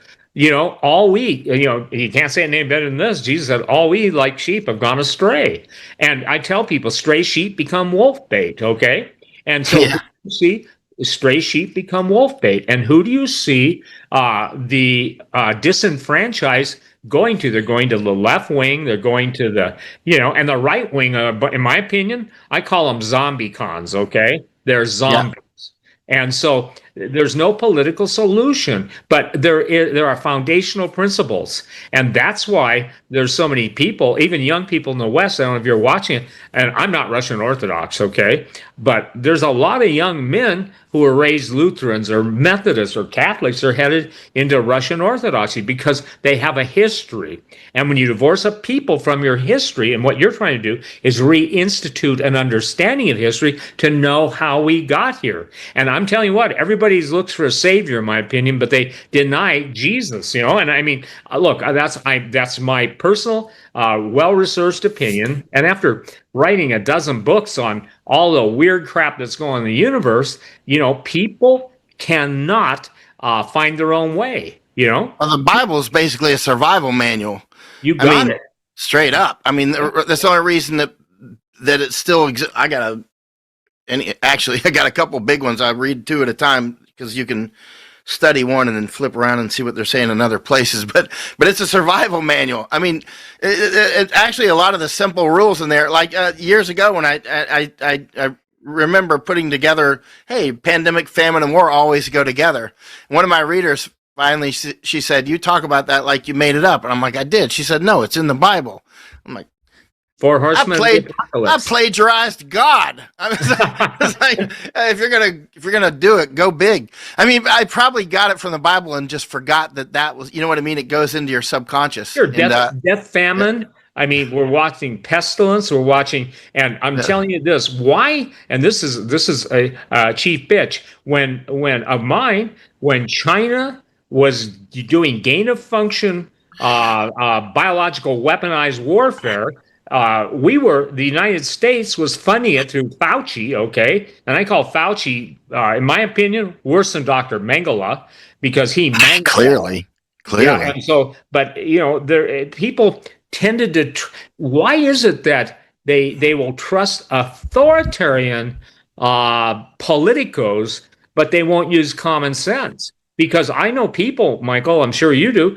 Some of them are dead. They just, the government wouldn't tell me anything that's not true. I said, are you kidding me? Here's the thing. Yeah. exists outside of the containment by whoever the ruling party is. What is it stated? History is written by the winners, but it's divorced from reality. Russia lost 27 million people fighting the Nazis, and people forget that. And so History is often written in advance as well. yeah, and that's where Bible prophecy comes in. You were talking about, some lady said, well, that's in the Bible or whatever she said to you, the four horsemen of the apocalypse. How about this? You can't buy, sell, or trade except you have the mark of the beast or the number of his name. And what are we being told? If you don't fit the profile, and by the way, China built the ultimate control grid, they thought, but U.S. megacorps went to China because they didn't have any rules, and then they built what's now is known as Palantir or the Eye of Sauron. And the question that it boils right down to this: why is our own government hating its people enough to control them? Destroy them, in my opinion, and they destroy marvelously. That's one of the statements of the Antichrist: destroys marvelously. And so the Antichrist, I'm not trying to preach at you, but the Antichrist means in place of Jesus Christ. Okay, Jesus said, "I came and received me not." Another will come claiming to be he'll be claiming to be me, and then the Zionists are going to accept him. They rejected the Jews, rejected Jesus, but they're looking for another Messiah. So if what I'm telling you, what would your first thought be if they're going to build Solomon's temple underneath the White House ballroom? Signifying complete capture as well. You say so many things that are so important, like you say these little things that we could go down that path for hours, actually. Some of the things that you're talking about, divorcing from history, like language, you just throw it out there. We keep going. I'm telling you, I want to stop. Hit the brakes. Let's talk about this. You know what I mean? Like some of the stuff you and I need to do a 24/7 talk. We need to like do a series of 10 or something. Seriously, like on the language thing, like divorcing from history. One of the ways that's done is by language capture or creating new languages like modern Hebrew or modern Mandarin, right? Yep. So like when I spoke at a school in Hong Kong in 2020, and the teachers and people are there like, hey, they're taking our students over to China, and they're saying you should not be speaking Cantonese. Cantonese is for primitive people and uneducated people, and you should be speaking Mandarin. But even the Mandarin that they're talking about is modern Mandarin. It's designed to cut people off from real Chinese history, right? And likewise with Hebrew, Perlman, the guy who changed his name to Yehuda or whatever, he's the one that designed modern Hebrew, which is Israeli Hebrew. And of course they don't want Yiddish spoken in Israel. They try to knock Yiddish down in Israel, right? They don't want the Jews looking at their old history either. They want it's constantly rewriting things, either destroying old language. So oftentimes when we talk about weaponized language, we're talking on a tactical level, like preferred pronouns or whatever, which is, those are tactical battles. They're important. But on the strategic level, they'll design an entire language and wipe out the previous language, or design a language and give it the name of the old language, right? And it's actually a new language and you can't read the old language. So this is normal stuff. Well, young people are resorting to, and listen, I'm not a fan of all of the, shortcuts in text messaging and stuff. But look at we're all of the wonders and the splendors of what I would call,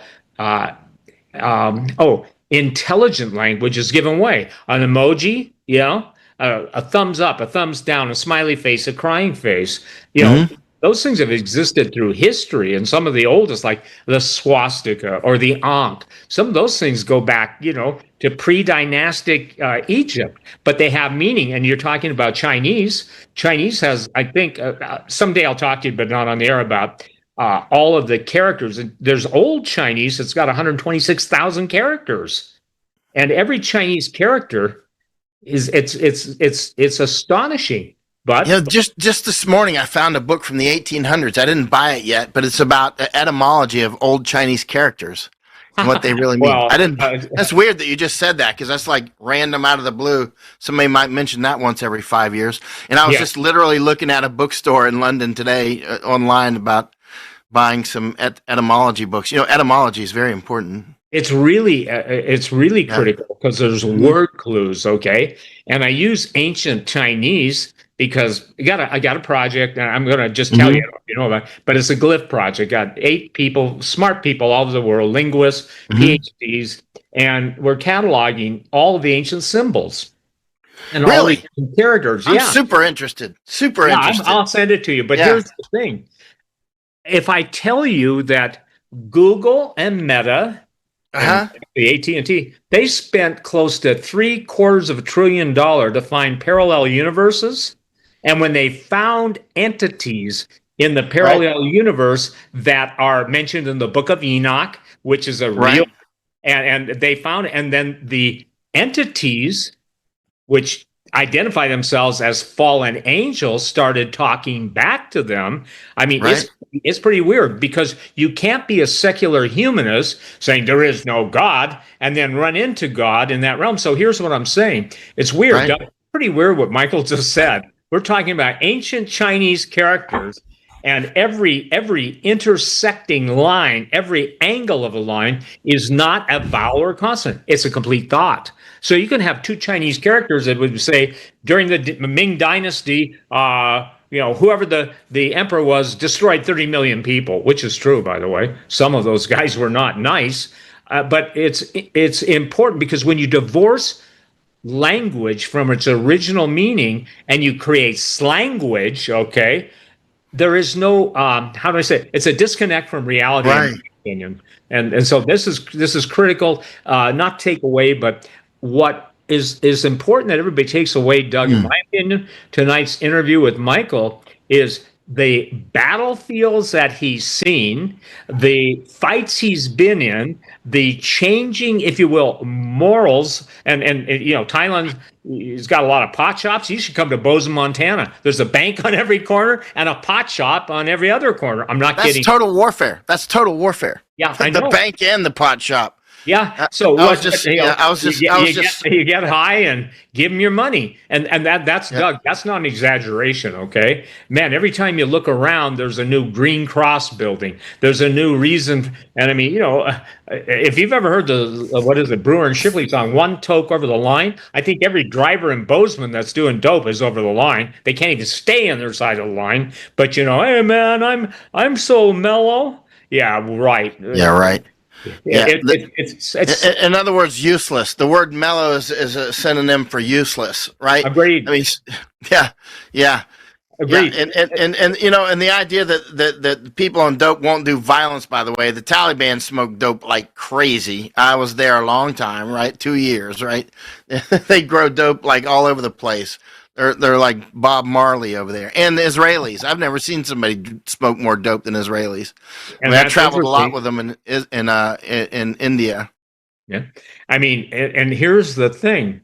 In the book of Revelation, which is the last book in the Bible, God rebukes the people because they wouldn't repent of their pharmakia or pharmakia. Okay, in Greek, that's drugs. And so we are a drug-induced nation. You've watched it happen in Europe. I remember being in Europe, 30, 40 years ago. I quit traveling, and everybody was doing everything then. It used to be hard drugs. It used to be smack. It used to be, oh, good night, Reds, IV, and everything you could shoot into a vein. But look at what's happened now. We're captive. How is this? This is a good word. We're captive to the ignorance we don't know that we don't know. Because again, you can manipulate dumb people. Nobody's going to convince you, hey, Michael, this is you really got to do this now. This is really cool. No, you've seen you see the real world. And, I'm grateful to have the ability to interview you because in the West, Michael, especially in the United States now, there's the lullaby of madness, okay? And Yeah. Bernays. And madness is interesting because what is it? People go crazy in crowds, but they come to their senses one at a time. That's right. Yeah. We're seeing that. So if you would, because I think, like I said, we could go on for hours, but it's important. Really could do that. The importance of tonight is, let's say again, What do you see the new dynamic that will come into being the minute the United States loses its world perspective? Most people don't believe we can do what we said anyway, and it's no longer the big man on the block because we don't have the weapon systems any longer. We don't have the moral high ground. We've had our military destroyed from within. So give us, if you would, the scenario of how it plays out in your eyes. Well, going back up to that above, Sure. grand strategy, but to that tippity top of that evil pyramid, I think that they want a general nuclear exchange because they're trying to kill billions of people.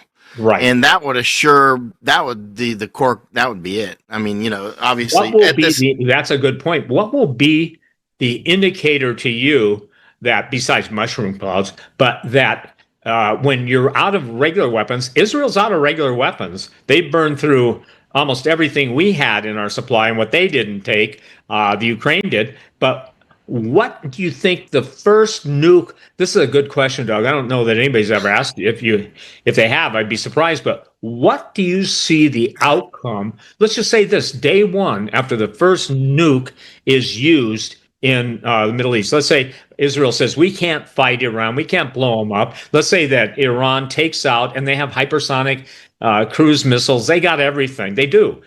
And we lose our place, and then Israel uses a nuclear weapon on Iran, and Iran retaliates. And I'm not even sure that Israel can do that, because look, their Iron Dome basically is kaput. But what's the day after in your mind, or even you could say the hour after in your mind? The thing is that like October 7th was clearly faked, right? That was clearly a lot of people were killed, but that was clearly a green flag attack. That was clearly done by the Zionists, right? Hamas may have been Correct. used as useful idiots, but that's so obvious. And but there's nothing they won't do. I would not be surprised at any moment that a nuclear weapon goes off in the United States and it's done by. Look at 9/11. 9/11 was clear. And inside job, and look, our top leadership was in on it. That's clear. I mean, like the towers. I mean, that clearly that was not organic. That was not what it was advertised to be. It took a long time for me to come around to that because you could see the evidence, but I'm like, I didn't believe our government was that evil, actually. So I thought, oh, they might be incompetent at times, but would they actually let that happen? I didn't believe that back then. So I had my own cognitive dissonance, and it took a long time to cut through that. You know what I mean? Yeah. Because that was pretty deep cognitive dissonance for me. I just didn't believe our government would do that. But now it's quite clear that they did. And so somebody did it, and our government allowed it to happen, and that was used for casus belli to invade Iraq and Afghanistan, which had nothing to do with it, but it was an easy sell, and that was about raising armies to attack Iran. But it didn't work out because we weren't competent enough to raise the armies there. But we could have had those wars worked out, Iraq and Afghanistan. We would have had armies on either side of Iran to attack Iran. But I would not doubt that the Zionists use atomic weapons, nuclear weapons, hydrogen bombs, I don't know, but something within the United States, and then blames it on the Iranians. Remember, I put in writing many times before the U.S./Israel closed the Strait of Hormuz that we would do that and blame Iran. And that sounded crazy, but then they did it, right? Because that fits the actual groove of what they would do, right? That's just their thing. Their ultimate evil. The more evil they can do, the more fulfillment they get. Right. And you look at the Agoris that I studied so hard, the worst thing that they can do is more release to them. It's more of their universal power that they think that they're going to get, right? Shakti, they call it the universal. A lot of Hindus may take offense that they're using, but it's a Hindu word, right? Or Hindi word. But the Shakti is a universal feminine energy. But that's what the Hindus want to get. They want to accrue as much Shakti as they can get. And how do they get Shakti? They get Shakti by, if you think about money, that would be a good parallel to the idea of Shakti. You can be born with Shakti. A lot of it, you can, if you look at it like money, you can be born with it, you can earn it, you can lose it, you can steal it, it can be stolen from you. And so the Agori cannibals, when they sacrifice people or eat them, they would prefer to eat children or sacrifice children because they have more Shakti. They haven't used it up. Or rich and powerful people are the ones that they would like to kill because they'll get more energy from them. Although killing rich and powerful people would then that put you in danger of their relatives coming and getting you. But when you look at that you see the parallels with those political Zionists, like the Epstein class Zionists. They're doing the same thing. They will absolutely kill. And I've told so many people this. These really rich people, some that are very wealthy, very powerful people in some cases, but they took the jabs, right? Yeah. And they took the jabs. And I've told them, listen, if you took the jab, I know you're super rich and all this stuff, but guess what? They took a bullet shot at you. And they may have already killed you. You just didn't get the message yet, right? Yep. You're not on their team. You should be on our team. You know what I mean? Because they're coming for you, and taking you out just makes them look at that one clown, Scott Adams, right? That guy blocked me. He's always pushing dope. Scott Adams, the Dilbert guy, right? And he took the jab. He was pushing the jab. He blocked me at some point. And he's dead now, right? He died from the jab, right? He was sycophantic to the end, right? But that was the class. One of the tells of that class, by the way, is they often are dope pushers, right? Like the dope head Joe Rogan, right? Or Elon Musk, dope heads pushing dope, right? Those guys are pushing dope to tens of millions of young people. They are of that class that's trying to commit genocide. Elon Musk was pushing the jab. He said the science is unequivocal. He said he couldn't go to his gigafactory in Germany without taking the jab. I'm like, hello. Masako and I went to Germany multiple times, and we don't have a spaceship to go to Mars, right? That's because, Michael, you weren't born there. Yeah. Musk said he's an alien. I mean, and I that's one guy I would believe was. But I wouldn't doubt it. Vaccination, when you can get... I'm going to use that term, vaccination. Yeah, and again, it's critical because here's the thing. No matter how much evidence you can produce historically, you can document, you can show, for instance, one of the oldest maps in the world is the Turkish Piri Reis map, and shows Antarctica free of ice and stuff like that. I love maps, okay? Which map is that? It's called the Piri, Piris, Reis. I think it's Rheys or Reheys. Piri Reis. Piri, right? Okay. Piris. Yeah. Okay. Yeah, but I'm just saying this. I just got some new maps from Antarctica, but they're old maps, but they're not that old. Yeah. Have you had the Nazi maps showing the land beneath the ice with literally the rudder controls for U-2 boats? Do you have those maps? Yeah. I mean, I have facsimiles. I'll send them to you. I gotta come see you, man.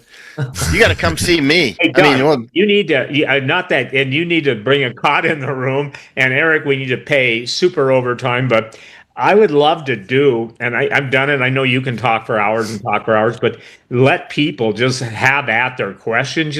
Because here's the deal: there are real answers, and if it's unpleasant, the unpleasantry of a true answer can save their life. It's just like the vaccination, okay? That was a bioweapon. And now we're hearing the big, beautiful, badass vaccine.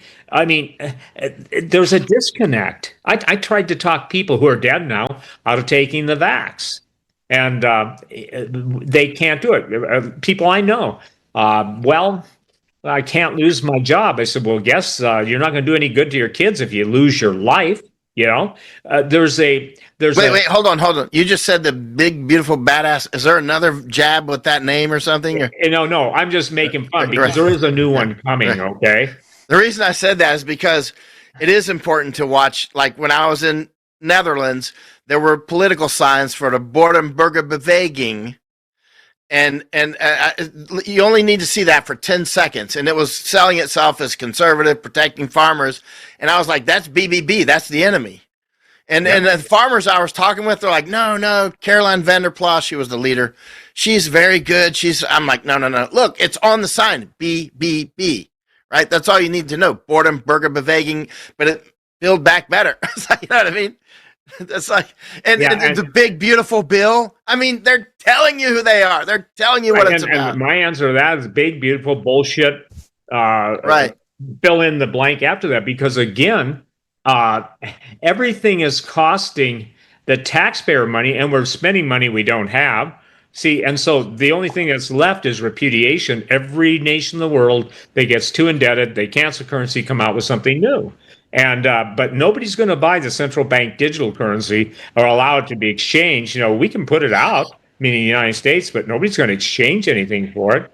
And maybe you don't know this, but right now, the oil Arab Emirates will not accept US dollars, at least before the bombing, because they wanted something commoditized that had real value. When President Putin put a floor under gold of $50 a gram, $1,600 an ounce, he did something that was amazing, because that's... When did he do that? Huh? He did that 3 or 4 years ago.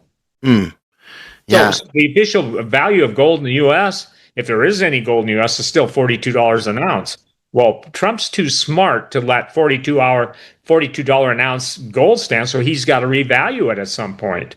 But what do you know a lot about gold? What do you think he'll revalue it to?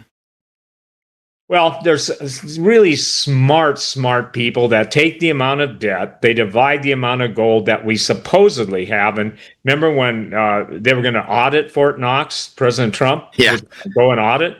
Yeah. For the tungsten in there? And they can see how much tungsten we have?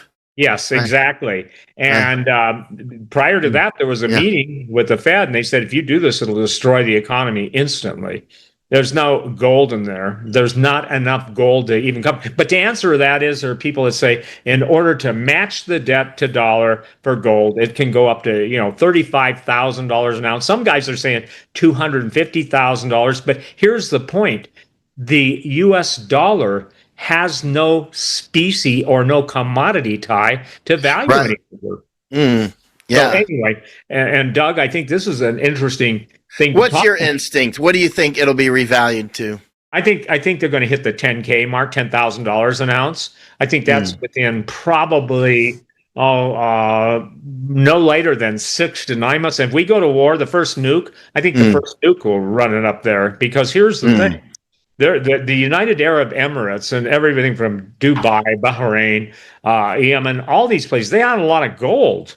But again, they still need something to buy something, and they don't have any water now. So what the recommodization, I mean, real money, remember this dollar was exchangeable for so many ounces or grams of silver, or the gold notes. Most people don't realize we had currency that were gold notes. So I think what's happening is we're seeing a political hypnotist amulet, okay? People are being told, neuro-linguistic programming, it's going to get better, Michael. You know it's going to get better. Mr. Hagmann, I'm telling you, I'm promising you, brother, just like a television evangelist, you're going to see it turn around. America's going to be great again. Really? How? And so when you ask those two questions, really and how, and I'm just using you, Doug, as an example because I see you with my screen. Sure, but the point being is that we're now watching the disintegration of the entire world. And that's, again, the upper echelon.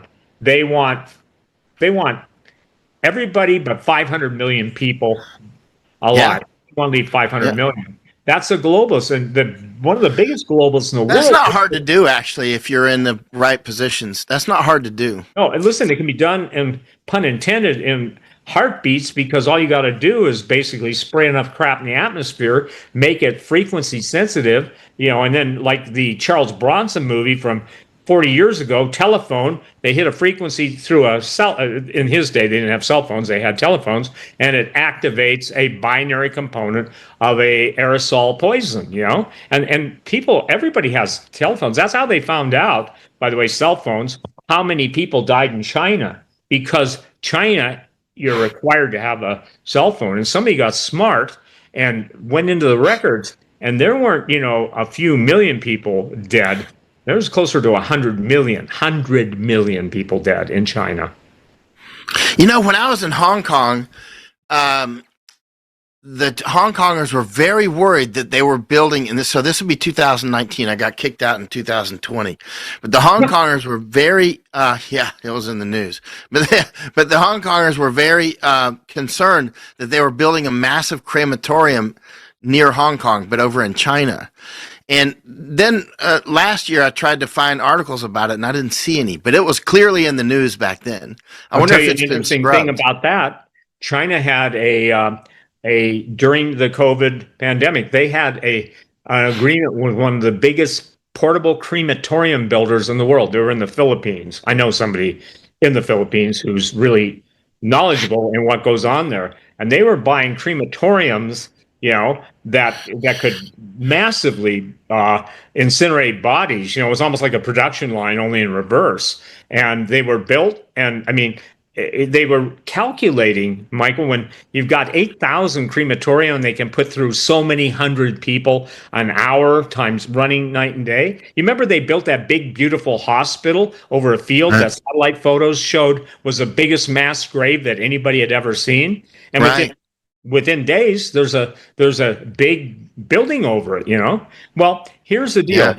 There is no expectation of truth when you're dealing with people that want to control every thought you make, every thought you can take, every dollar you can spend or unit. Universal income, you know what that's called? Slave wages, That's right. Right. And so that's where we're headed. And so again, watching what's gone on in the United States, it's only getting worse. And that's why I keep pushing. But I think the bottom line pushing, you said it already, it's a nuclear exchange or a nuclear detonation that is going to change everything. And I'm on record as saying the first nuke that goes off, the history of the world changes. I'm not talking about, in Japan, Hiroshima and Nagasaki. I'm talking about the next nuclear weapon. And, the point being is that Israel has their Samson option, and Iran knows that. And the biggest lie in the world is Iran is so many years away from having enough uranium or plutonium. You know this in Japan. Japan would be the world's leading producer of atomic weapons. If they wanted to, they have the most plutonium. The breeder reactors, they got like 9,000 tons of plutonium. That's a lot. Well, that's enough to build a bomb or two. Yeah. Yeah. So I'm not trying to overtalk you, but I think there's kind of I don't know the term, but there is a malaise of just denial. And denial it's anything that's uncomfortable, automatically dismissed. Anything that doesn't agree with my political perspective, automatically dismissed. Yeah.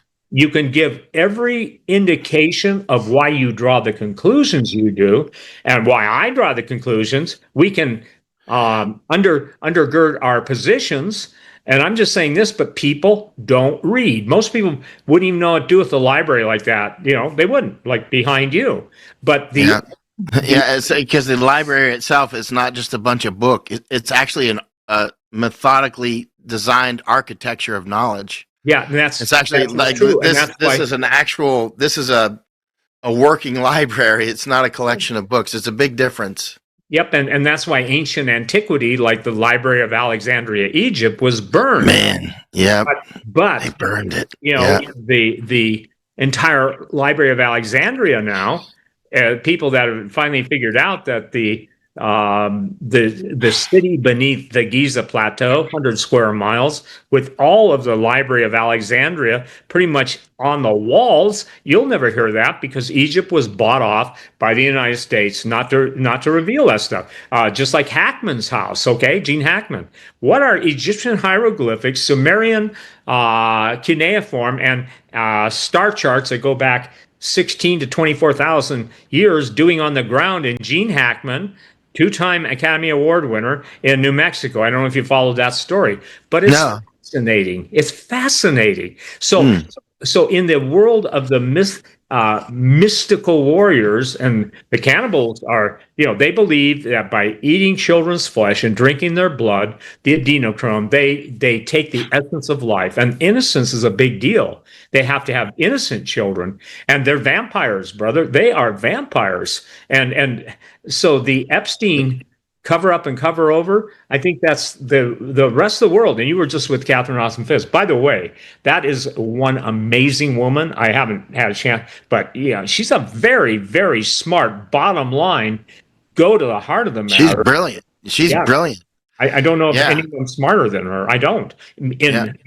So saying that, not to flatter, but you really were blessed to have that time with her.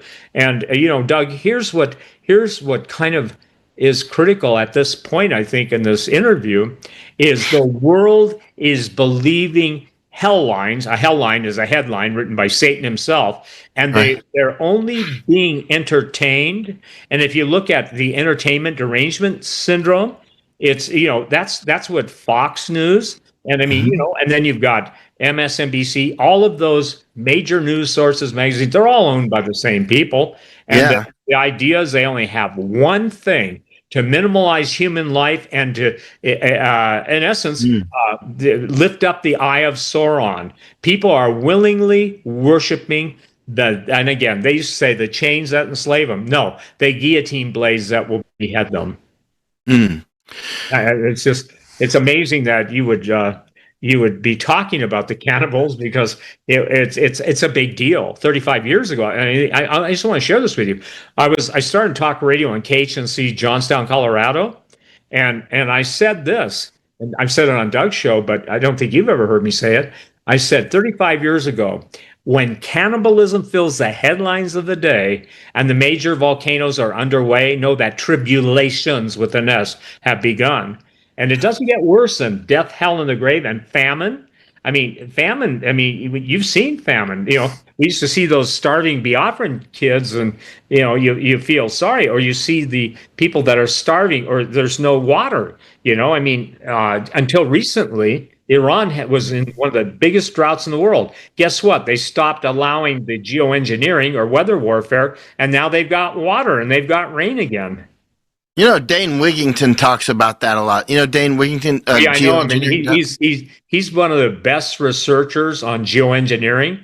And I want right? people to understand this: they will not be able to understand the world they live in without understanding geoengineering, chemtrails. And years ago, actually decades ago, when I broke the story on chemtrails, and I called it the death spray. All you had to do is read the U.S. Air Force. They put out a public piece, weather control as a weather control as a force modifier, and I we gotta in show you the something. weather 2025. I got to show you something in that regard. I found these books. I never heard of this. Danny Dunn. Have you ever heard of that series? I No. never heard of it until I ran across it just doing research on this stuff. So I ordered these books. They just came in, and look at this. Hold on, Danny. This is a children's book. Danny Dunn Weather Machine. I'm going to show you a couple more. Okay, Danny Dunn. Where's the other ones at? Here's an interesting one. Danny Dunn, the homework machine. There you go. There's your presage for AI, right? And then here's another one. Danny Dunn, heat ray, shooting a heat ray out of the airplane. Yeah. And here's another one. Danny Dunn, automatic house. Interesting, isn't it? Yeah, really, I was just doing homework and I ran across these. I was like, I need to look at these. So that's why I ordered them. Yeah, they just came in. most people wouldn't even realize, but you know who the actual architect for Walt Disney of Tomorrowland was? You're going to love it. Dr. Werner von Braun. Oh, wow. Yeah. That's interesting. Yeah, Huh. and Dr. Werner von Braun, his book, and Doug, you and I have talked about this a lot over the years, but the Mars Project was talk about colonizing Mars. And guess what the name of the control group for Mars was? The Elon, ELON. Not a coincidence. Yeah, so Danny Dunn in my day and age I'm older than you are. Probably don't act my age, but I hope I don't. But the bottom line is there were a series of books, not only the Hardy Boys, but Tom Swift. And Tom Wait, you've heard of Danny Dunn before? No, I'm just saying the Oh, only thing I've I never can heard of him. Yeah. no, Tom Swift was the equivalent. And Tom Swift, I remember Tom one of his Swift. titles Okay. was Tom Swift and the Space Solartron. It was like the Hardy Boy Tom book. Swift. Yeah, all kinds of cool futuristic stuff, but it was put into a children's book. Yeah. May I interject something here? Yes, Because sir. I went over this. Steve. I don't think I've ever shared this with you. And Michael Yon, you might find this of interest. The creator of the iconic Cinderella Castle mosaic at Disney World is a guy by the name of Hans Scharf. I don't know whether you know that name. Hans Scharf was one of the foremost Nazi interrogators on the planet.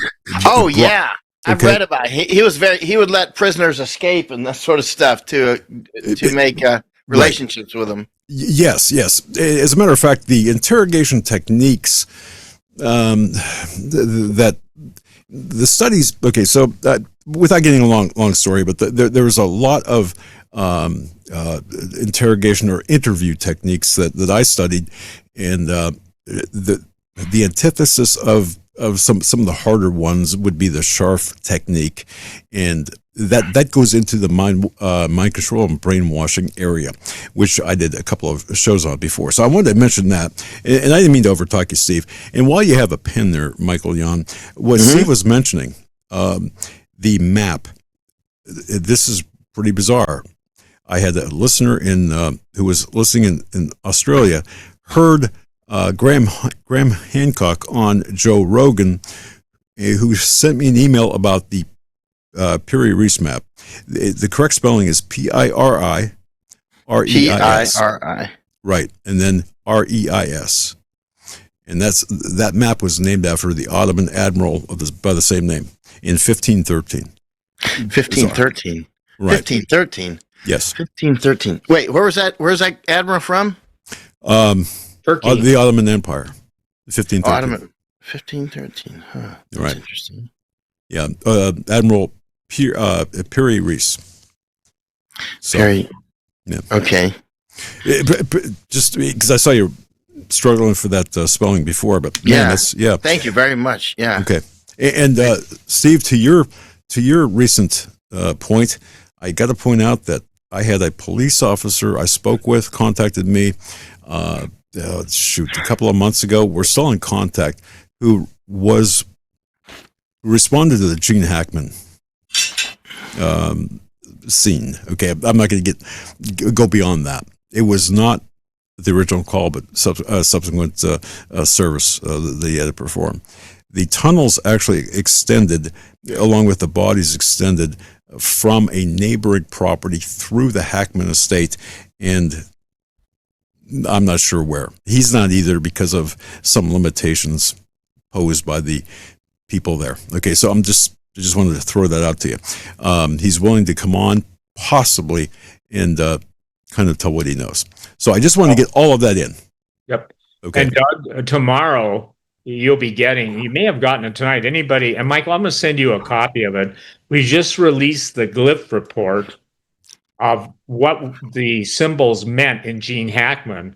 And by the way, he couldn't go, your law enforcement, he couldn't go beyond this welded steel door that looked like a giant vault, okay? But this is the area, remember, 1937, all the stuff found, you'll love this story. 1937, all of the papers that were put in crates were like it was a depository for advanced technology. And there were actual star charts on the floor that my glyph team, just really smart people, not like me, but really smart people that God provided, and talking about 12,000-year-old constellation clusters, okay? 12,000. That means there had to be an eyewitness observer. And so the Gene Hackman thing it's a huge occult repository of advanced weapons. And I'm not talking earthly weapons. I'm talking about, like in Hindu, the Vimanas, okay? And most people don't realize that that Gene Hackman was a recluse, but the house just went on the market, I think 3 days ago, for $6.5 million. But there are specific requirements of the purchaser. Number one, they got to be cleared by no such NSA, and number two, that door, they will not allow it to be unsealed. You've heard of the Taos Hum, you guys, TAOS, Taos, New Mexico Hum. Yep. In those days, there's tunnels all over from Los Alamos, White Sands. That's the nuclear weapons development area. And there are even Nazi documents down there of advanced weaponry. So I just put out a report tonight. It's 31 pages, I think 30 pages, and I'll send it to you tomorrow. It's by subscription, but you need to have it. So what I'm trying to say is this: when in relationship that when you have Oppenheimer, Robert Oppenheimer, obviously he's credited with building the atom bomb, saying he has become the destroyer of worlds. He's quoting the Bhagavad Gita. Shiva. Shiva. Yep. Shiva. And in the Vedic text, VEDIC text, it talks about ancient atomic warfare. It talks about propelling spacecraft, not just aircraft.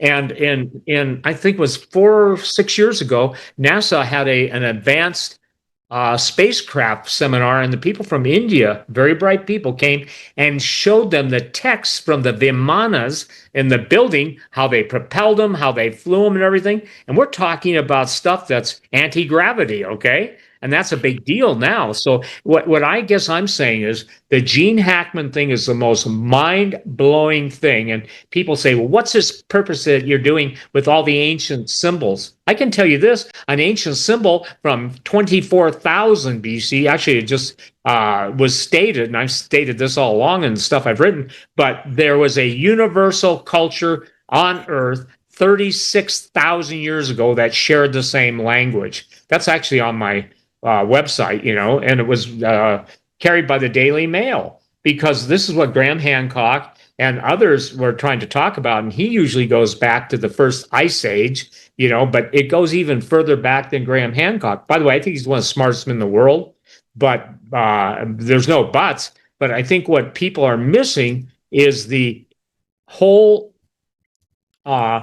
discourse on fallen angels, because the book of Enoch talks about who taught mankind how to make weapons of war, who taught them how to do potions, drugs, all this stuff. And yet now we're dealing with a A-list actor who's died at 95, and they still haven't released what he died from.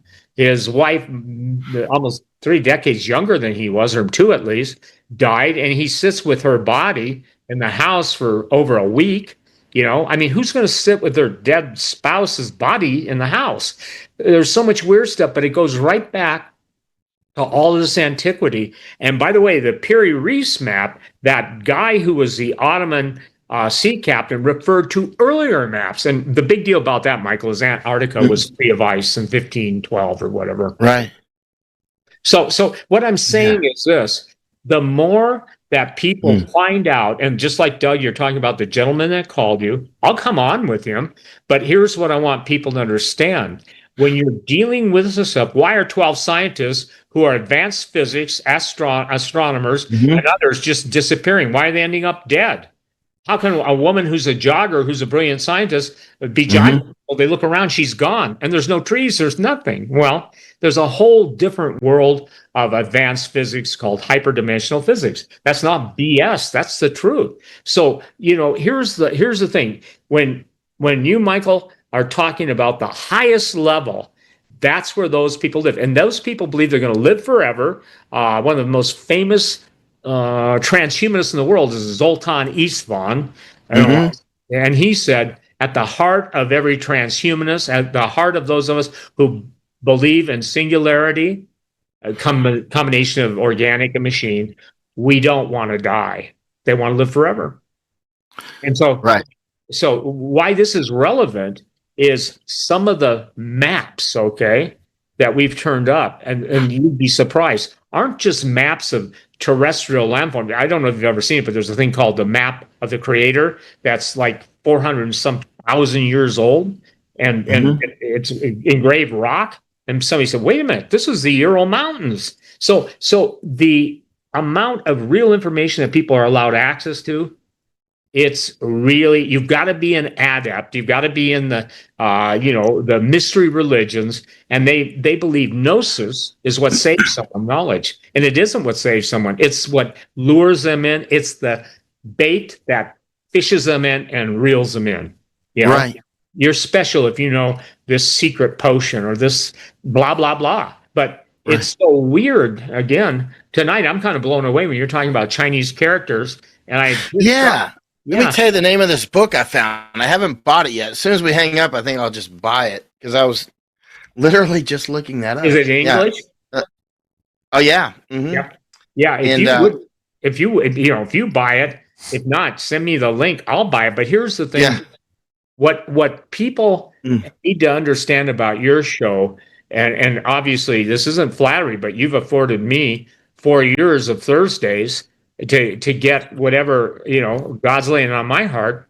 But these coincidences or these synchronicities, I believe, are the fingerprints of God's validating something, because in the mouth of 2 or 3 witnesses, let every word be established. And I got news for you. You can't go through 126,000 Chinese characters with anything less than a supercomputer. And the guys who are doing with quantum computers can do it at a trillion bits of what are they called? Petaflops of information in a second. That would take a supercomputer like 1,000 years. But that's how complex this stuff is. But at the end of the day, it's incredibly simple, because if you start out with the knowledge, you're dealing with the supernatural. And supernatural means not a natural explanation, dimensional reality that most people don't realize does exist.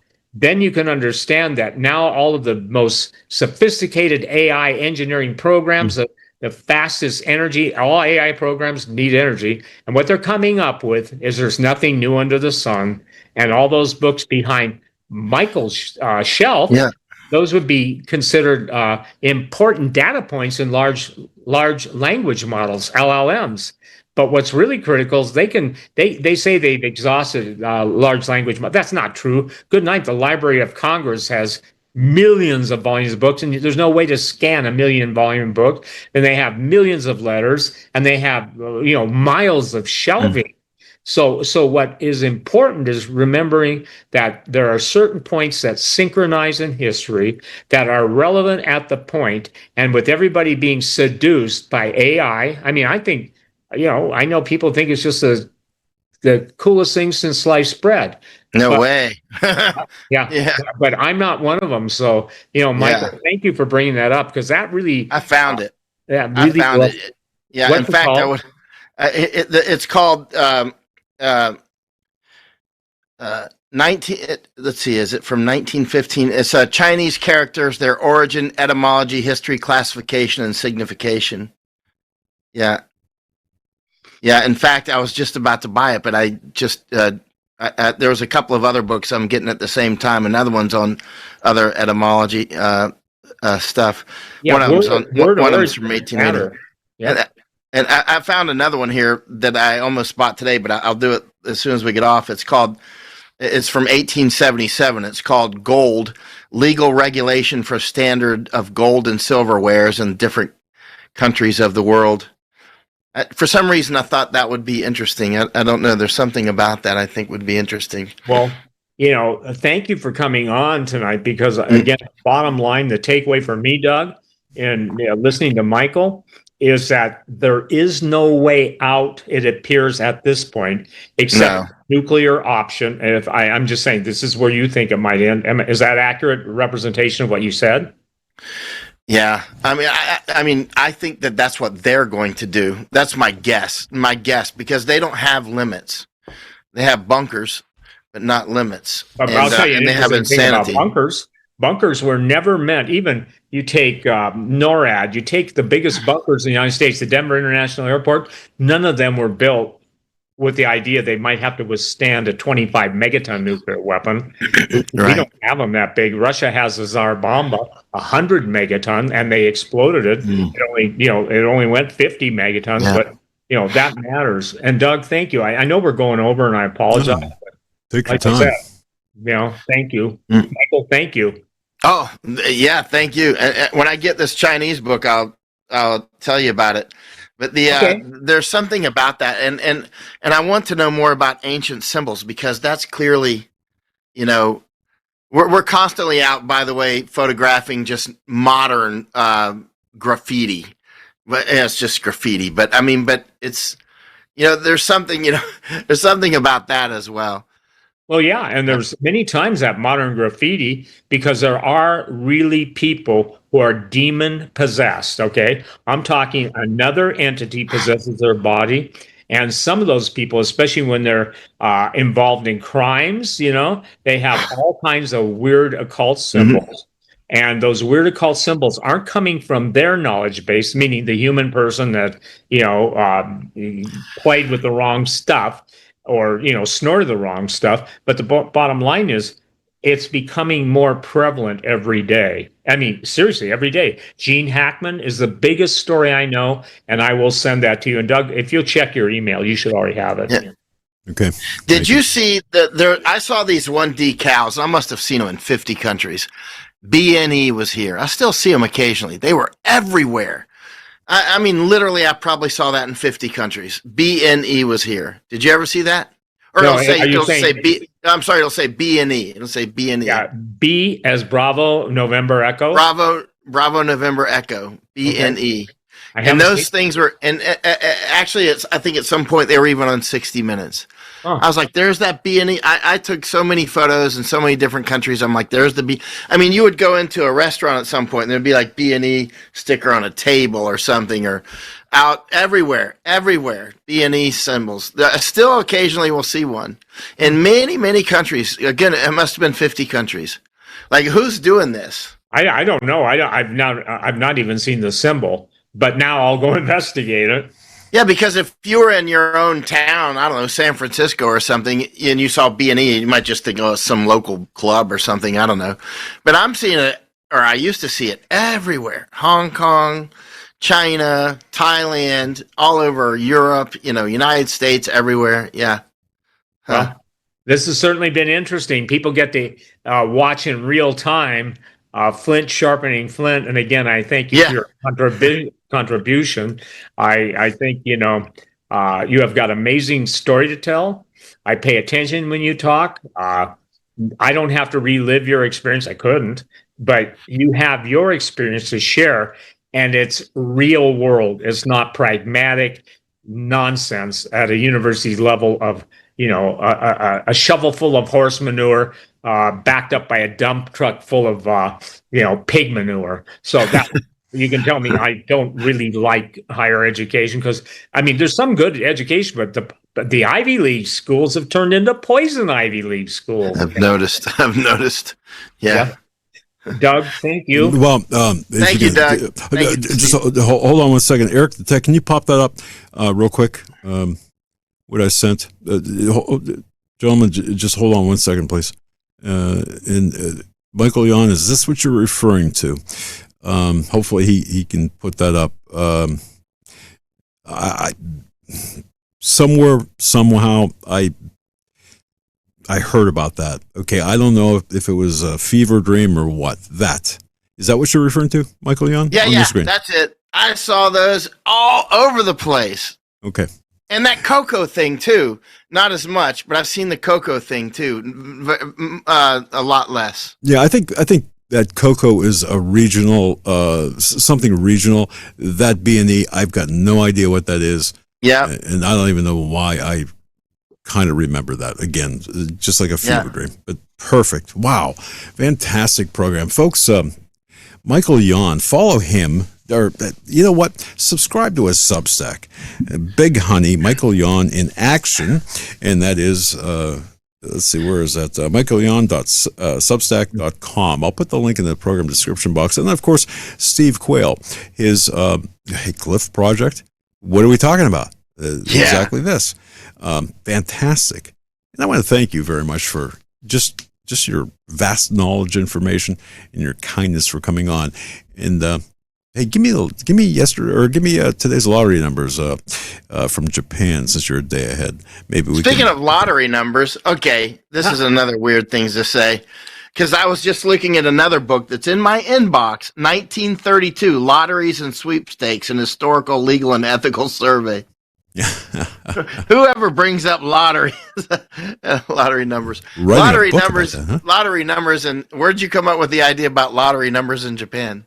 Wow. I never. You just said give me the lottery numbers in Japan, right?